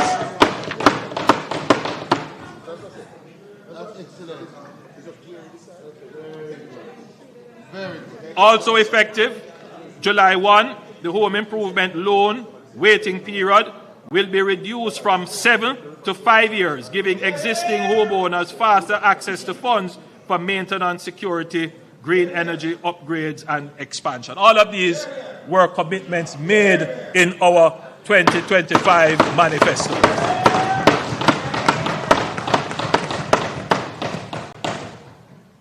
Madam Speaker, in commemoration of the 50th anniversary, the NHD will break ground on 2 new state parks.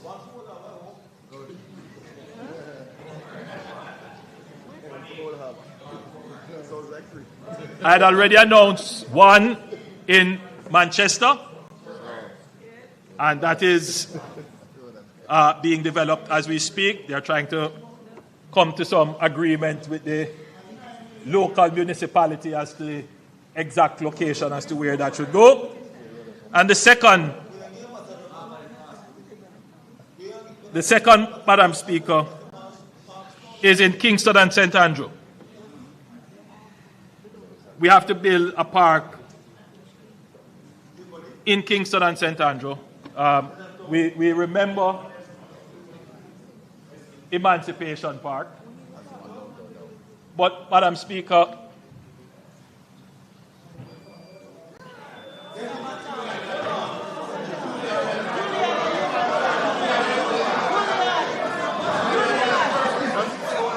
that was low. That was low.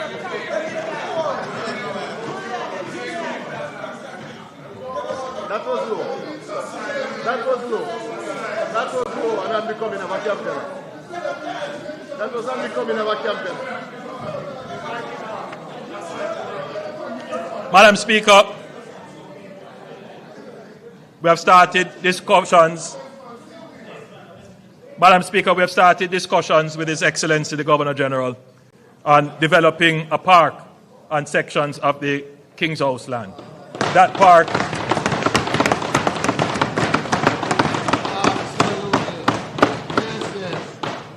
Madam Speaker, that park will be particularly developed to deal with the needs of our seniors. A place where they can exercise and walk securely. So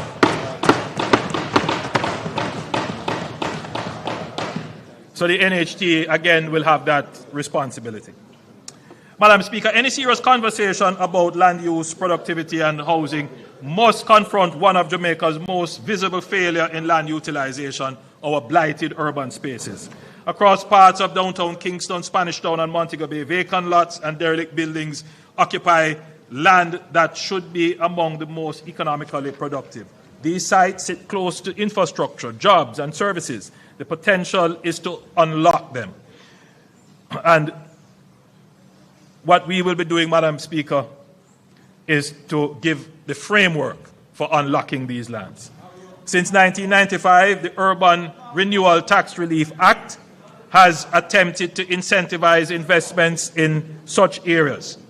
But the results have been limited. Just 56 projects approved in 3 decades. Last year, I indicated that we would overhaul this framework to make it fully fit for purpose, and that work, led by the UDC with key stakeholders, is now well advanced. The new framework will strengthen the core incentive by allowing developers to apply the existing tax credit against up to 100% of income tax liability rather than the current 50%. Madam Speaker, this is a major change.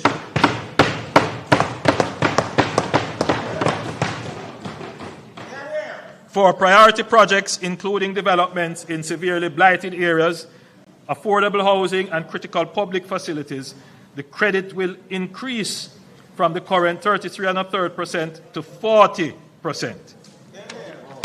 Unused tax credit will also become fully transferable, allowing them to move with the property when it is sold, a change that removes a major barrier to investment and supports the development and reinvestment model.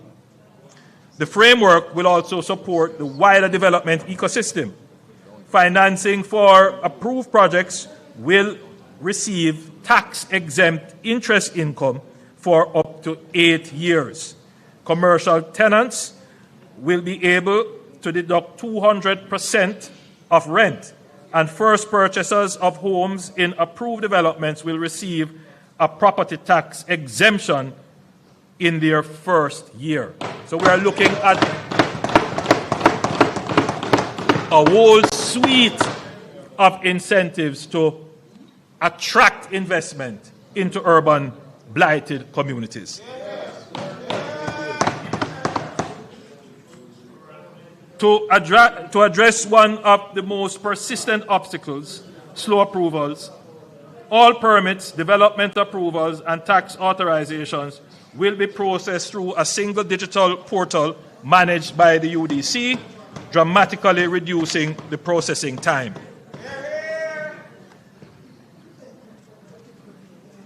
Finally, the program will expand beyond downtown Kingston to include sections of Central Kingston, Vineyard Town, Swallowfield, Olympic Gardens, Spanish Town, and Caymanners in St. Catherine, Montego Bay in St. James, Port Antonio in Portland, and Morant Bay in St. Thomas. The new framework will also explicitly include disaster recovery and reconstruction areas, covering sections of Black River, Fonthill, Junction, and Santa Cruz in St. Elizabeth, White House, and Negril in Westmoreland and Hanover, and Falmouth in Trelawney. So, Madam Speaker, we are going, as they say, hard on attracting investment in urban blighted areas. Madam Speaker, some technical and legislative work remains, but we are targeting the first quarter of 2026-2027 for the new urban renewal framework to come into effect. Madam Speaker, we have a further incentive for redevelopment and relocation work that will be needed to be undertaken in the following parishes: Trelawney, Hanover, Westmoreland, and St. Elizabeth. For the next 2 years, transfer tax on properties in these parishes, Trelawney, Hanover, Westmoreland, and St. Elizabeth, will be reduced by 50%.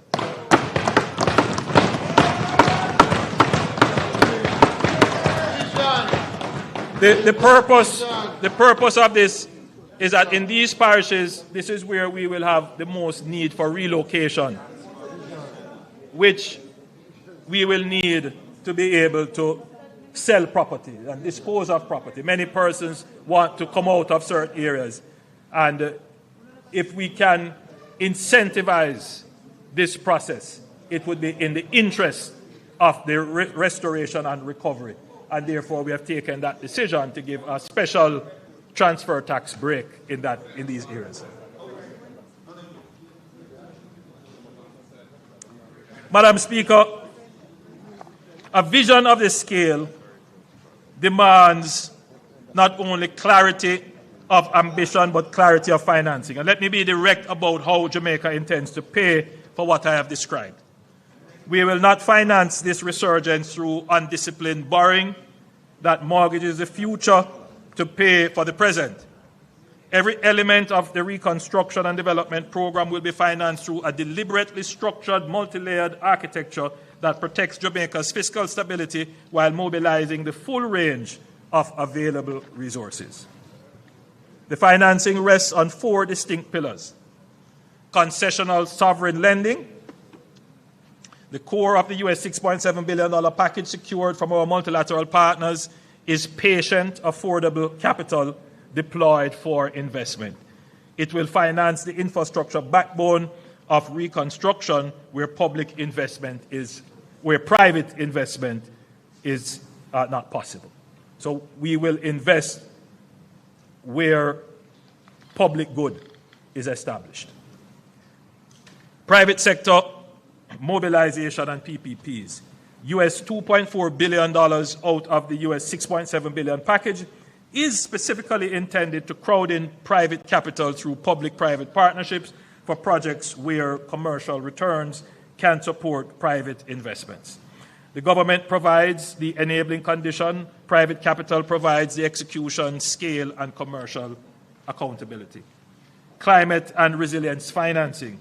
We will access dedicated climate financing mechanisms, including the Loss and Damage Fund under the UNFCCC, the Green Climate Fund, and other adaptation instruments to fund coastal protection, resilient infrastructure, and community relocation. Jamaica has paid a disproportionate price for the climate crisis, which it did not create. We intend to claim every dollar of climate finance we are entitled to. And 4, domestic long-term capital. We will mobilize Jamaica's own savings from pension funds and insurance companies. And this is what the recent reforms announced by the Minister of Finance are designed to do. We didn't just announce them in a vacuum. The recent changes in how pension funds and other long-term investment instruments can access and deploy their capital.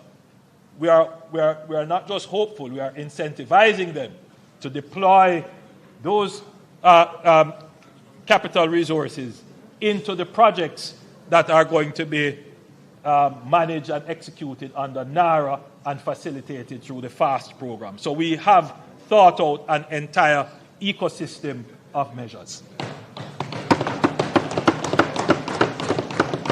Together, these pillars form a financing architecture that is prudent, diversified, and equal to the task before us. Madam Speaker, there are some critical enablers for this to be done. And I think, Madam Speaker, you will agree and permit me if I have a sip of water.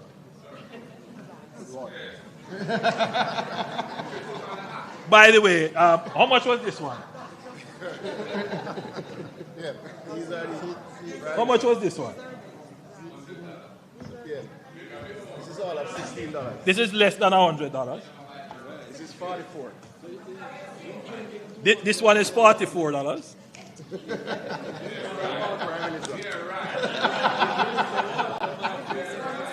Very nice, very nice. But I have another present for you.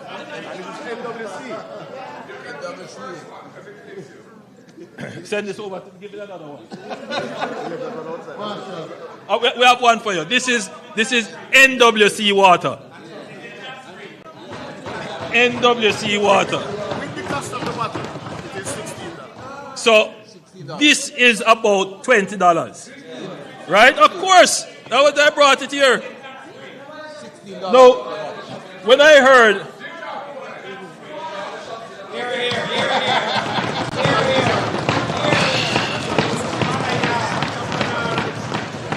So when I heard it's in your pipe. when I heard the protestations of the leader of the opposition that water costs more than gas. I mean, so yes. If you bought Avion or some other, but that's not the question. The question is, why would the leader of the opposition go and buy water that costs more than gas when there are other options that are more economical? Madam Speaker, to me,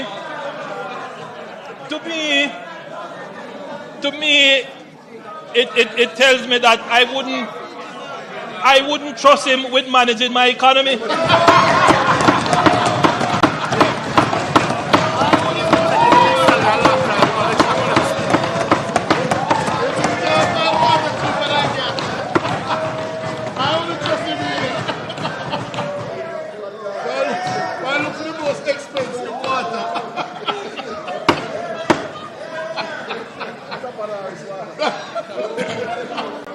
Madam Speaker,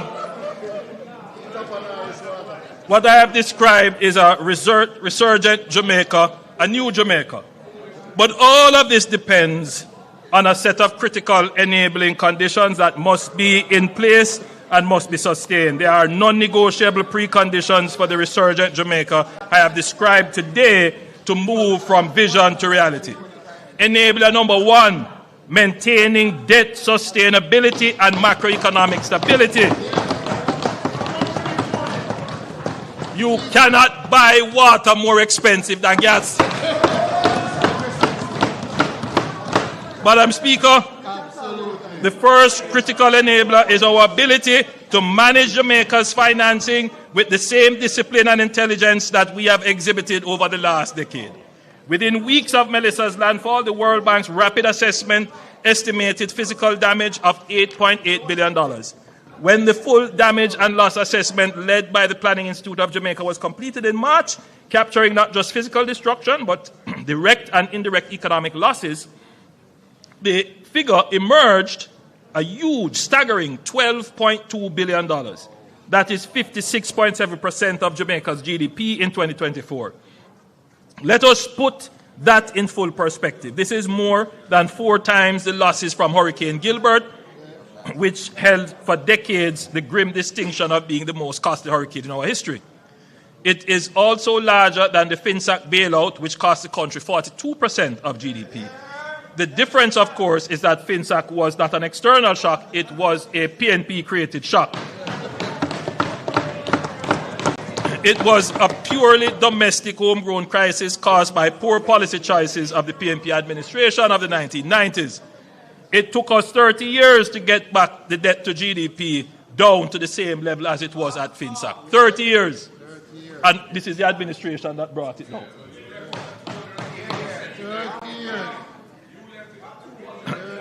Madam Speaker, it is clear that by any measure, we are now dealing with an economic rupture of a scale this country has never confronted. The fiscal consequences strike from both directions at once. Tax revenues falling as economic activity contracts, while the demands on public expenditure surge for relief, for recovery, for restoration of public infrastructure. The central question is, how do we finance the deficit? The opposition has made some suggestions. The first is the introduction of electronic invoicing. This is something that has already been contemplated, but to get it to implementation, you have to first of all build out the digital infrastructure. Madam Speaker, it is a good recommendation. We're not naysaying it. That we were already contemplating it is neither here nor there. What I'm happy about is that it is the opposition that has brought it up.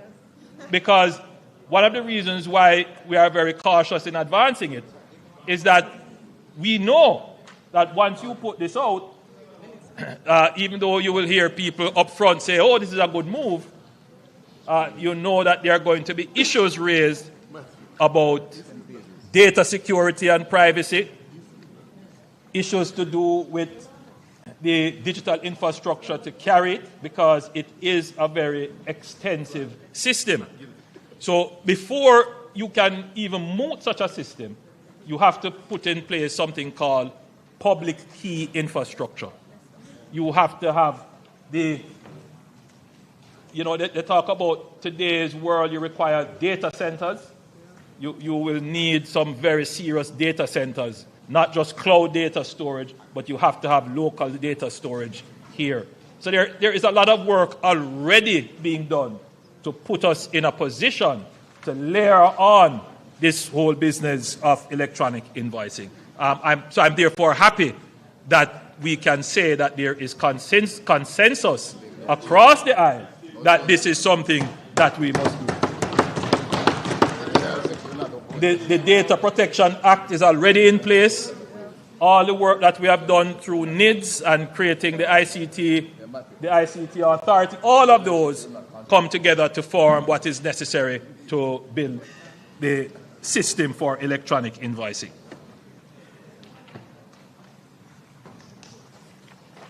The opposition's second suggestion is that we should just borrow a little more, literally. The budget does involve significant additional borrowing, but there is a fundamental difference between borrowing that builds and borrowing that burdens. The government is committed to ensuring that every dollar of additional debt is deployed as capital investment in infrastructure that increases our productivity, in systems that strengthen our resilience, in projects that grow the economy and generate the future earnings from which the debt can be repaid. Madam Speaker, the opposition spokesman also said that introducing new taxes at this time of economic downturn is pro-cyclical. That is, it tightens fiscal policy precisely when the economy needs room to breathe. That argument would have some validity if the government were using these tax measures to run a surplus, to extract more from the economy than we are putting back in. But that is not what is happening. Even with these additional tax revenues, we are projecting a fiscal deficit. This is why we have suspended the fiscal rules.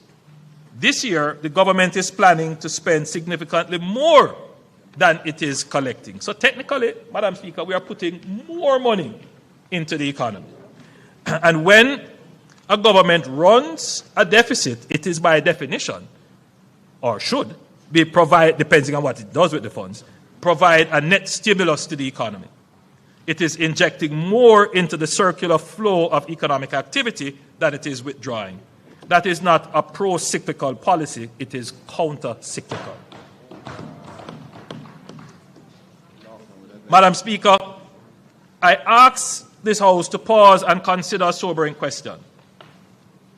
Where would Jamaica be today if we had listened to those who, during COVID, urged us to deplete our reserves, abandon our fiscal anchors, and spend without restraint? Where would we be standing now? Not only in the aftermath of the largest disaster in our nation's history, but also facing a fresh wave of global uncertainty driven by rising energy prices, supply chain disruption, and the conflict in the Middle East. Just imagine if we had arrived at this moment with empty buffers, exhausted credibility, and a debt burden already spiraling out of control.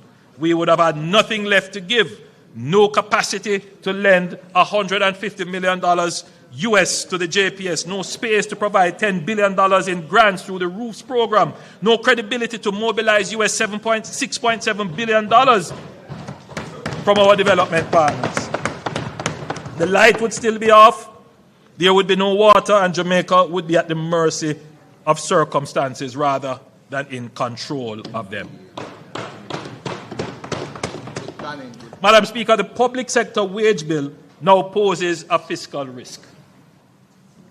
Over the past 3 fiscal years, this government has undertaken a comprehensive restructuring of public sector wages and salaries. This reform was necessary and long overdue.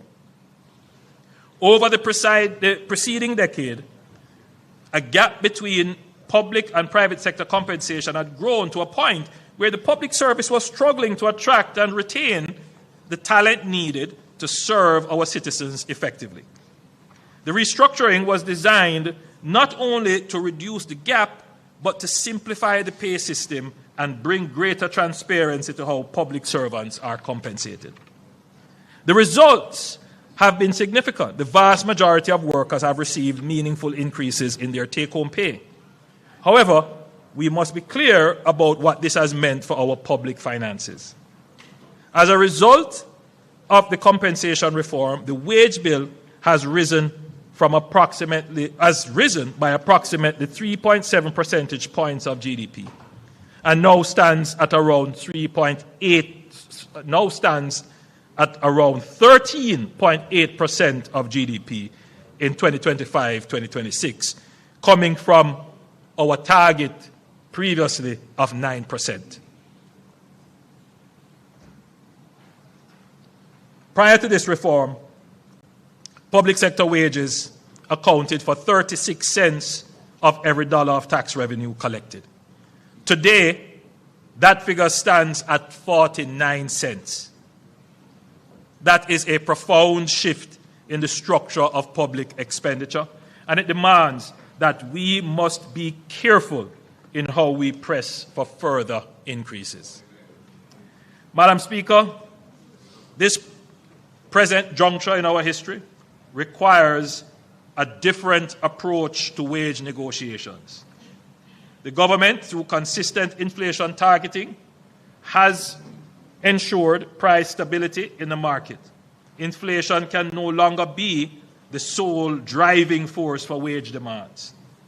Further increases must now be linked to productivity and GDP growth.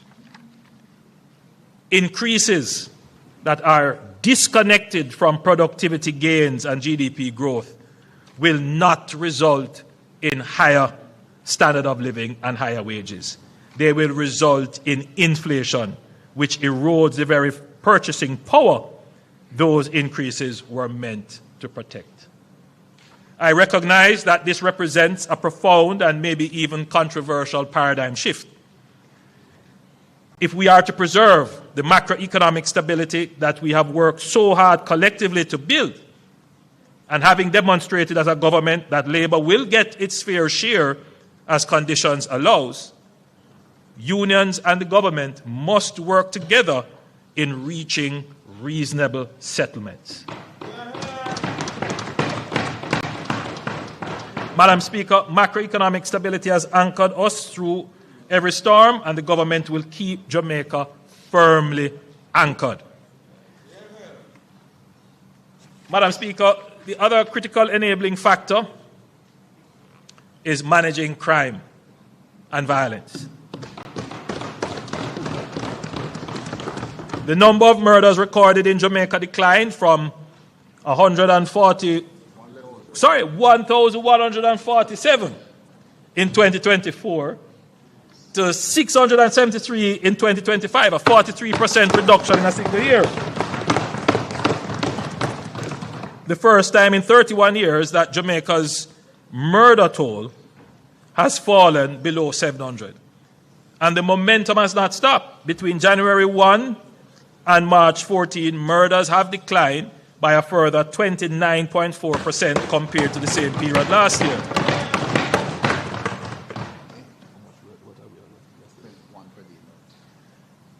So we are about what, 20? 22. We are 22 as of yesterday? As of today. So we are 19 days, 22 murders. 1.1%. So we are not doing too badly. Below 500. We will make it. We will make it below 500.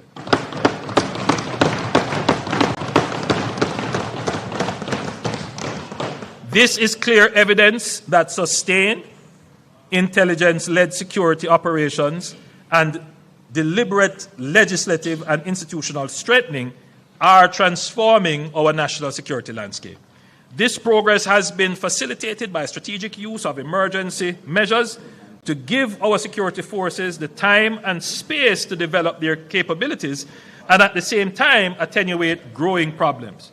We can safely say, as it is visible for all Jamaicans to see, that we have increased the capabilities of our security forces, and they are now far superior to the capabilities of organized criminal elements in the society. The state must have the best intelligence, the best communication, the best transportation, and the best tactical equipment and weapons to eliminate and deter criminal threats. But we have also been ensuring that the state forces use these capabilities according to the law with respect for human rights, compassion for victims, and protection of the vulnerable. A critical component of this performance has been an all-out assault on gangs spearheaded by the Joint Anti-Gang Task Force. Gangs are the engine of Jamaica's violent crime. They control territory, they traffic narcotics, they extort communities, and they kill. Dismantling them is not a policing challenge, it is a national security imperative. Madam Speaker, in the coming financial year, the JDF will move forward with the establishment of Camp Warwicker, a forward operating base on approximately 100 acres of land at an estimated cost of $5 billion. The forward operating base will enhance the JDF territorial dominance of the Ligoni Plains through enhanced strategic communications and situational awareness.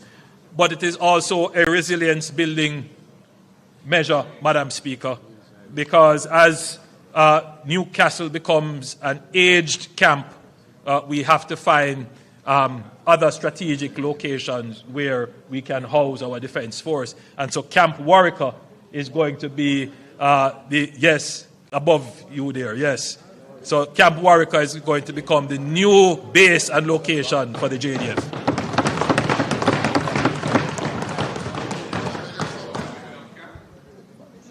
Over time. Well, I mean, the leader of the opposition asked a question, are we giving up camp? I mean, you will always have a footprint in Up Park camp. It's not possible to totally demobilize. But, we don't speak publicly about national security issues like that, but you always need the higher ground. You always need the higher ground. Madam Speaker, this budget deepens Jamaica's strategic transition from reactive crisis management to persistent readiness, from crime suppression to sustained reduction, and from fragmented border oversight to coherent domain awareness. It supports investments in layered surveillance, expanded radar coverage, UAV, unmanned aerial vehicle capacity, and persistent maritime domain awareness to ensure Jamaica never has to choose between disaster response and border security. Madam Speaker, gang-driven violence is only one dimension of the challenge. There is also the social violence that pervades daily life, domestic violence, child abuse, violence in schools and institutions. These are deeply embedded in our social fabric and will not be resolved by security operations alone. It is precisely this broader understanding that led this government to rename the Ministry of National Security as the Ministry of National Security and Peace, a deliberate signal that our mandate extends beyond crime suppression to active, sustained cultivation of peace in communities. Madam Speaker, the Leader of the Opposition in his presentation pointed to the moral, the breakdown of the moral fiber of the society.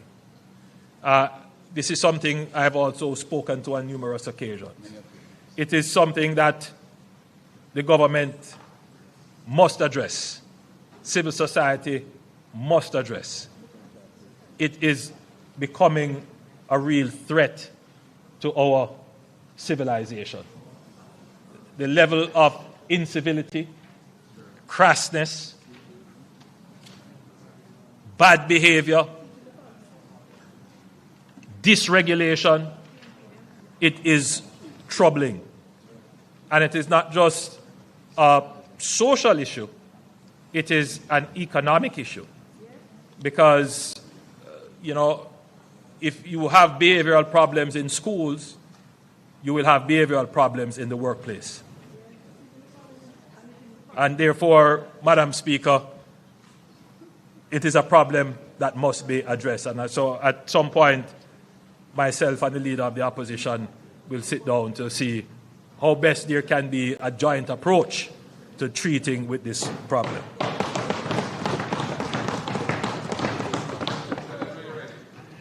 Madam Speaker, for decades, Jamaicans have worked hard.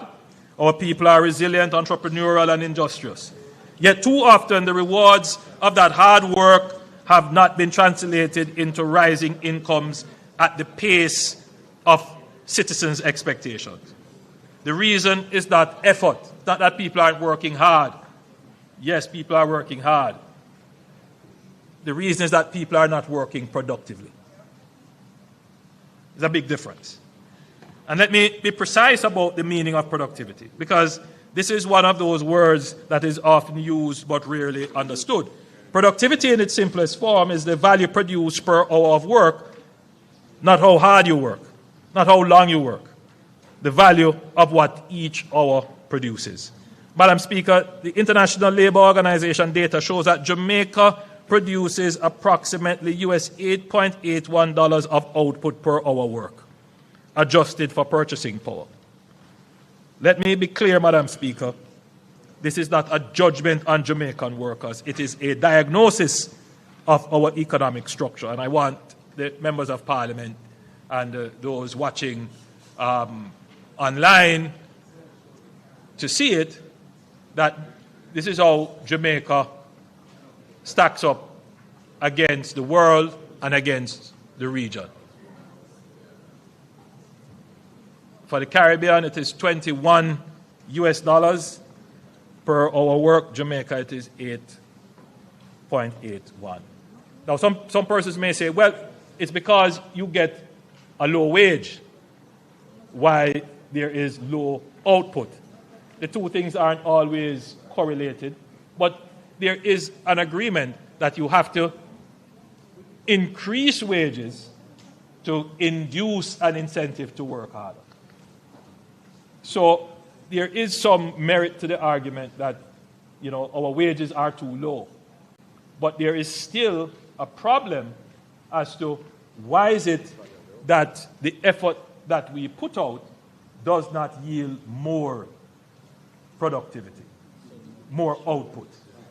And a large part of it, I don't want to divert from my script too much, but some of it is social. We confuse service with servitude. A lot of it is behavioral, as we were speaking about. How we respond to authority, punctuality, sticking to task, having a kind of economistic mindset. Skills are a big part of it, which I'm going to go on to address. But, Madam Speaker, the graph now being displayed shows that Jamaica's GDP per hour worked compared to the Caribbean and Latin America and the global middle income benchmarks at just $9 per hour. Jamaica is less than half of the Caribbean average of $20.5 per hour, as well as upper income countries in Latin America at US $21.10. And far below the high income Latin American and Caribbean countries, which produce nearly $40 per hour.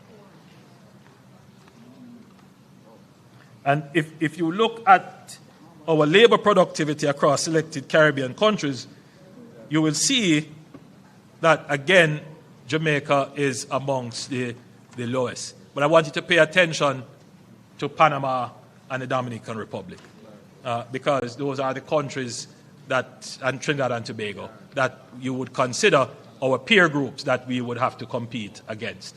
And that essentially tells you what our problem is. When we look at the graph now being displayed, which compares Jamaica with our Caribbean and regional peers, the picture becomes even clearer. Countries like Barbados, St. Lucia, Suriname, and the Dominican Republic cluster at between $22 to $26 per hour. Trinidad and Tobago exceeds that at $31 per hour. The Bahamas reaches $35 per hour, and Panama is at $43 per hour. Jamaica is at $8.81 per hour, sits near the bottom of the regional distribution, just above Haiti. We must address the problem of productivity. Madam Speaker, the government is developing a policy position on how to improve our low level of productivity, and I will come to this House at a later date to present this in detail.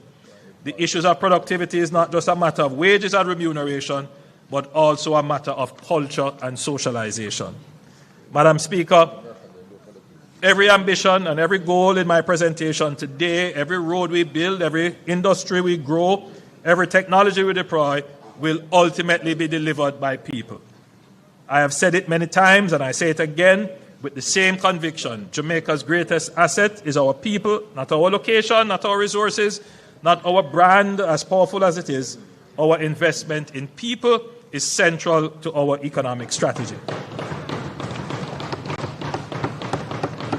Madam Speaker, if we are serious about competing in a tech-driven, AI-enabled global economy, we cannot educate our children for a world that no longer exists. We must build the institutions that prepare them for the world of today, and more importantly, to compete globally in the world of tomorrow. I'm proud to announce that we will break ground this year on 2 of the 6 STEM schools that I had announced previously. The first will be established at Bernard Lodge in St. Catherine, and the second at Minard in St. Anne. Simultaneously, NARA will be building the other 4 STEM institutions that will take students from early childhood straight through to secondary education, immersing them in STEM from the earliest years right through to the door of our tertiary institution. These schools will bring an entirely new approach to the education system, exposing students to science, technology, engineering, arts, and mathematics in ways that build the creativity, innovation, and problem-solving skills that the economy of the future demands. Madam Speaker, my administration is a listening one, and we consulted our university students, leading to develop a work experience program that works for them. Starting in the upcoming financial year, the Hart NST Trust will introduce a pilot of the tertiary Learning, Earning, and Prosper LEAP program to widen pathways from tertiary education to employment by providing paid on-the-job experience. Students of accredited tertiary institutions as participants of the tertiary LEAP program will be able to engage in meaningful work in the public sector and participate in private companies. As they work, they will receive a competitive part-time compensation package. LEAP is an opportunity for students to continue learning while Hart places them in employment of their choice so they can assimilate into the workplace, earning an income and garnering valuable experience. I must recognize the President of the University of the West Indies Guild of Students, Mr. Rashawn Winter,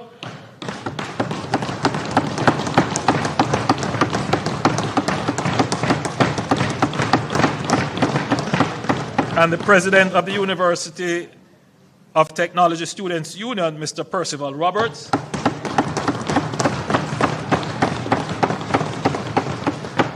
and their teams for serving as the brains of this initiative. This is how my administration makes policy. We first listen to those who serve, then we act collaboratively. I thank these student leaders for putting pen to paper, bringing their ideas forward, leading every step of the way, and working with us to develop the program. Madam Speaker, the National Reconstruction Program under NARA will require thousands of skilled tradespeople, carpenters, electricians, plumbers, masons, roofers, and the capacity to train them at scale and at speed. Madam Speaker, the Hart Trust NSTA will train construction-related tradespersons who can assist in the Building and Resilience Initiative, as well as propelling the expansion of various sectors. Madam Speaker, we are launching a contractor incubator program, placing selected graduates from Hart and UTech on a guided development pathway with access to technical assistance, advanced training, and concessional financing through the Development Bank of Jamaica to purchase equipment and scale their operations. The intent is to have Jamaicans gain experience on high-value public infrastructure projects and transition faster into sustainable employment and enterprise. Madam Speaker, I like this project because essentially what it is saying, it is an incubator for a new generation of contractors. Contractors are critical to the utilization of the capital budget. Madam Speaker, I was proud to bring the Heart Trust NSTA closer to Prime Minister Siaga's vision when we eliminated tuition fees up to level 4. Since then, Heart's doors have been open to more than 500,000 young and not so young men and women island-wide. Our mission to expand access to opportunity through skills training is not yet complete. I shall now complete that mission. In the coming financial year, tuitions for all Heart NSTA Trust programs up to level 5, note that this is a bachelor's degree, will be abolished for Jamaicans in the most challenging circumstances.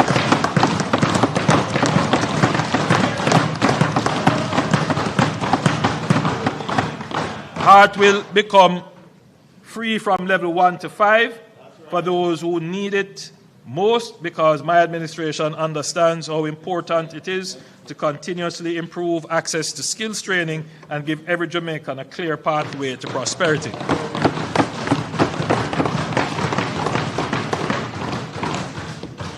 Madam Speaker, the most powerful classroom is the workplace, and the most effective instructor is experience. The apprenticeship model, learning by doing, earning while training, developing under the guidance of industry professionals, is one of the most proven pathways to skill development. Last year, I announced the CARE program, where each member of parliament could nominate young men and women who were not engaged in work, the proverbial youth on the corner. Through CARE, this administration provided training pathways while providing stipend and transportation support. Madam Speaker, a CARE graduate from the Gregory Park area is here with us today.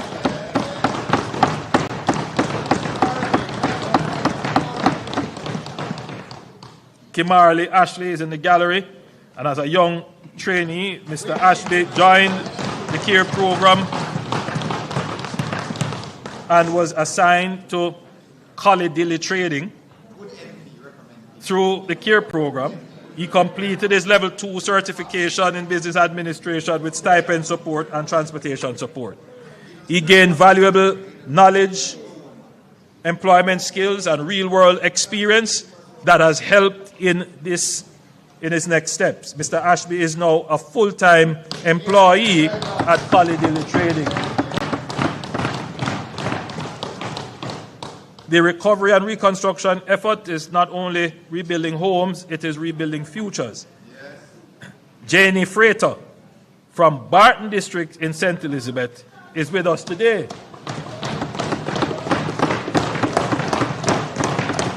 He is one of the young Jamaicans participating in the Bridge program, building resilience and inspiring development through guided experience, learning modern construction techniques on the job, working alongside JDF teams and international engineering partners in our western parishes. His story is the story of what this program can do, turning work of recovery into the foundation of a career. Madam Speaker,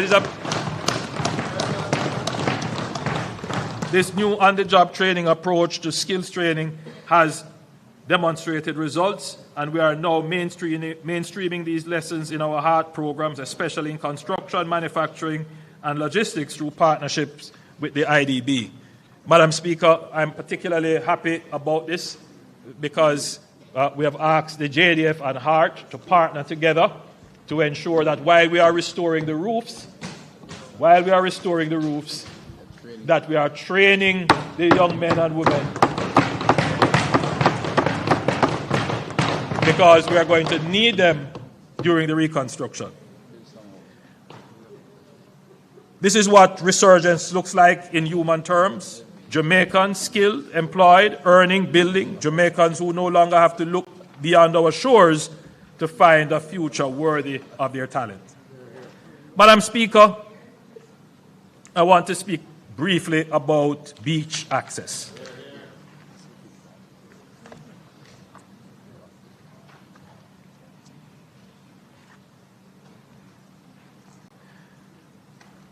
A planning issue which has been contentious for several decades is beach access. The leader of the opposition raised it in his presentation. Every administration has committed to creating a policy framework to improve and increase Jamaica's access to our beaches. Today I am tabling Jamaica's new beach access policy.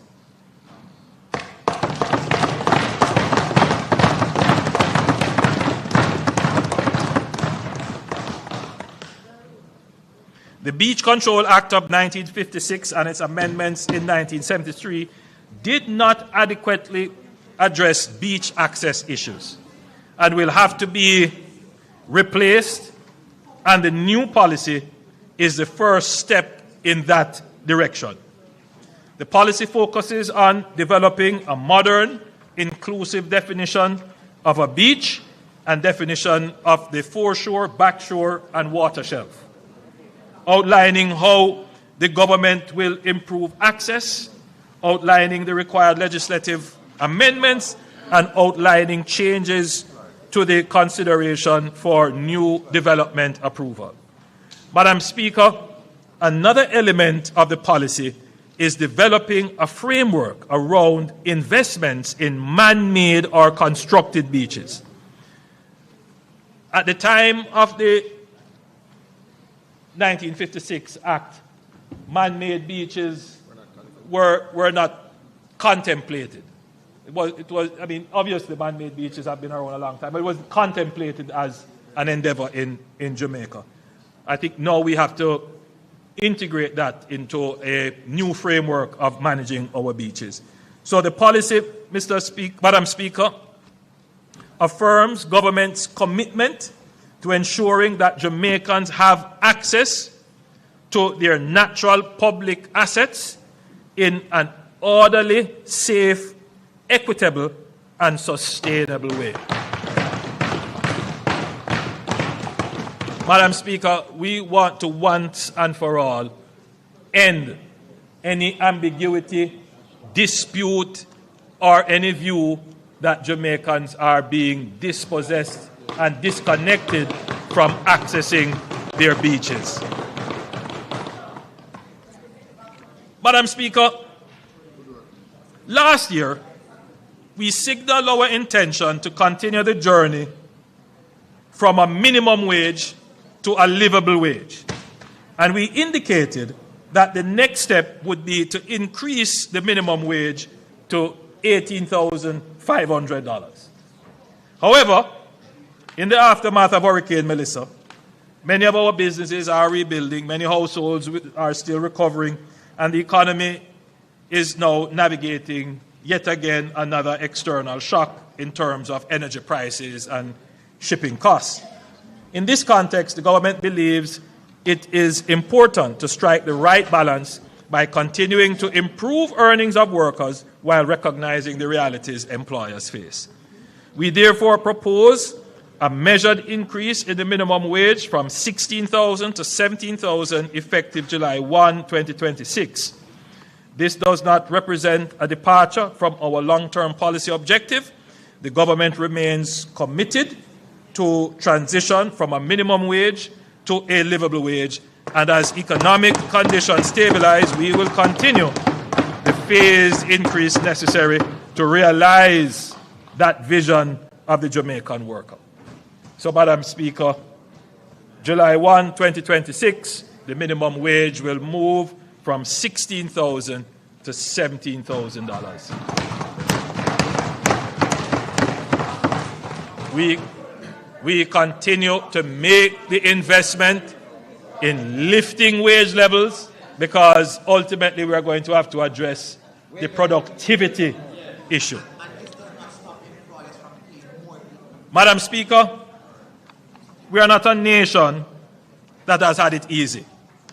We are a people forged in the fire of history, shaped by struggle and suffering. We know in our bones, in our blood, in the memory carried across generations, what it is to be tested. Slavery could not break us. Colonialism could not diminish us. Poverty could not extinguish us. Debt could not define us. COVID could not stop us. Hurricane Gilbert could not silence us. And Hurricane Melissa, the most powerful storm this earth is capable of producing, could not and did not defeat us. Beyond any doubt, we have proven resilience as a nation. But resilience, Madam Speaker, is not our destination. Our test now is the harder one, the test of whether we have the vision to see in the rubble of what was the foundation of what can be. The test of whether we are bold enough, disciplined enough, and united enough to take everything we have endured and turn it into everything we deserve. To not merely survive, but to soar, to thrive, to move deliberately, decisively, and together from resilience to resurgence. Madam Speaker, I believe we are equal to that task. I know that we are equal to that test.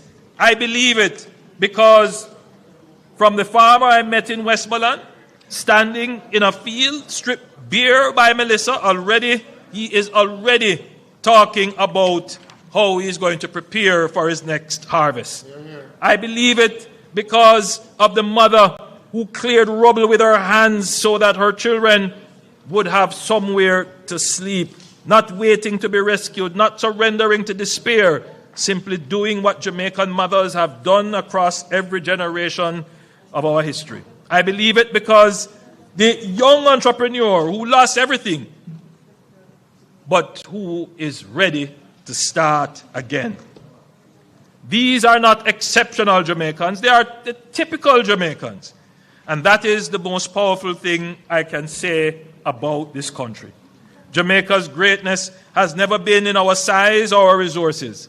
It has always been in our people. The fastest humans on earth are ours. The most recognized music in the world is ours. The most resilient spirit in the world is ours. Madam Speaker, history will record that Melissa was the strongest storm to ever strike the island, but history will also record something else, that the Jamaican people, that the people of Jamaica were stronger than the storm of Melissa. We have proven that we can withstand. Now it is time to show the world that we can build. A Jamaica where every Jamaican in every parish, in every town, in every community on this beloved island can look at their country and say with pride and with certainty, this place was built for me and by me. And I was built for this place.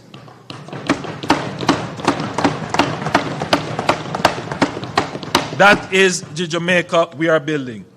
Madam Speaker, this remarkable, irrepressible, godless island of our beloved Jamaica is rising.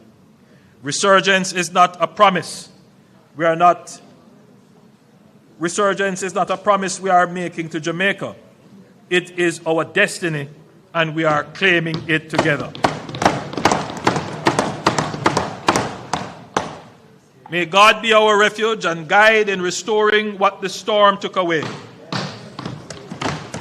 And may what we build in its place be greater in strength, richer in justice, more beautiful in spirit, and more Jamaican than anything that came before. Thank you. And may God today and every day continue to bless Jamaica, land we love.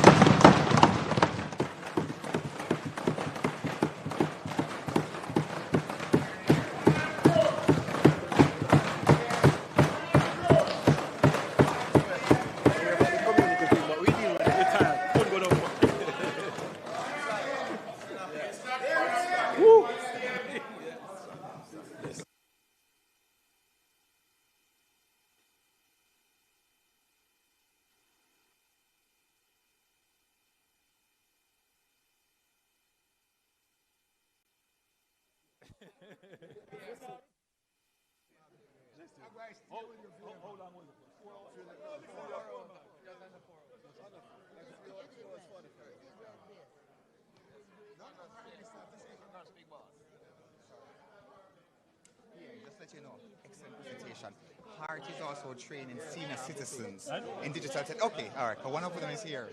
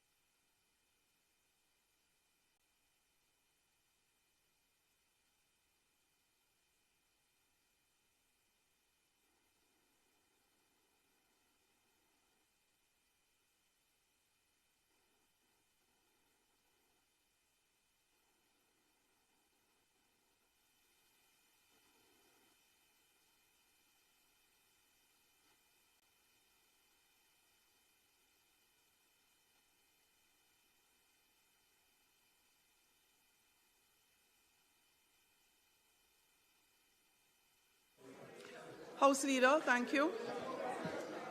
Madam Speaker, we thank the Prime Minister for his visionary and comprehensive presentation.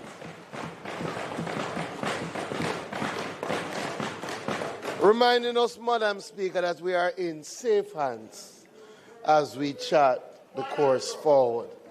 Madam Speaker, we do have some matters to treat with before we leave, in keeping with the Prime Minister's presentation. So I ask for the recommittal of I ask for the suspension of the debate and the recommittal of announcements and notices of motions.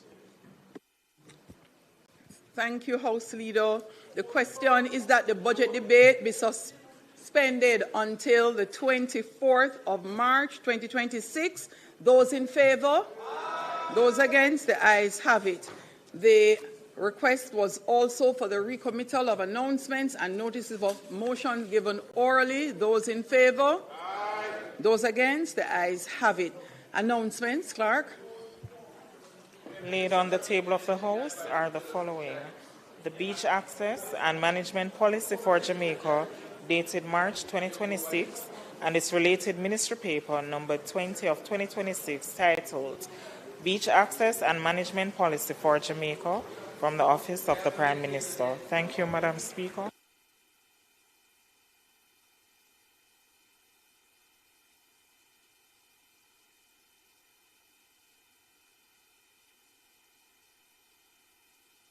Notices of motions given orally. Prime Minister.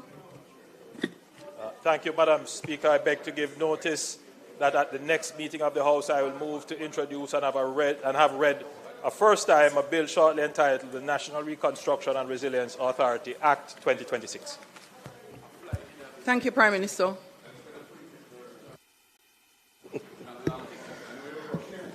Madam Speaker, it is not intended to do any further business today. We will reconvene on Tuesday when we will close the budget debate with our Minister of Finance, the Honourable Favour Williams.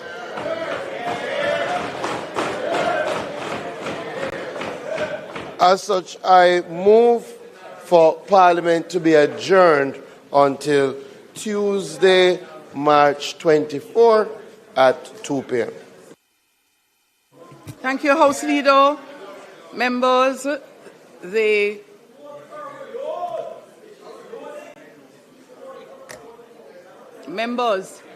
the question is that oh, we're so noisy today.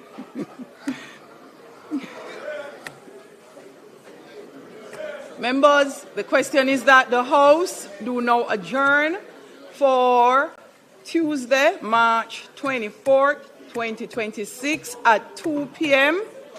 Those in favor? Aye. Those against? The ayes have it. This Honourable House now stands adjourned.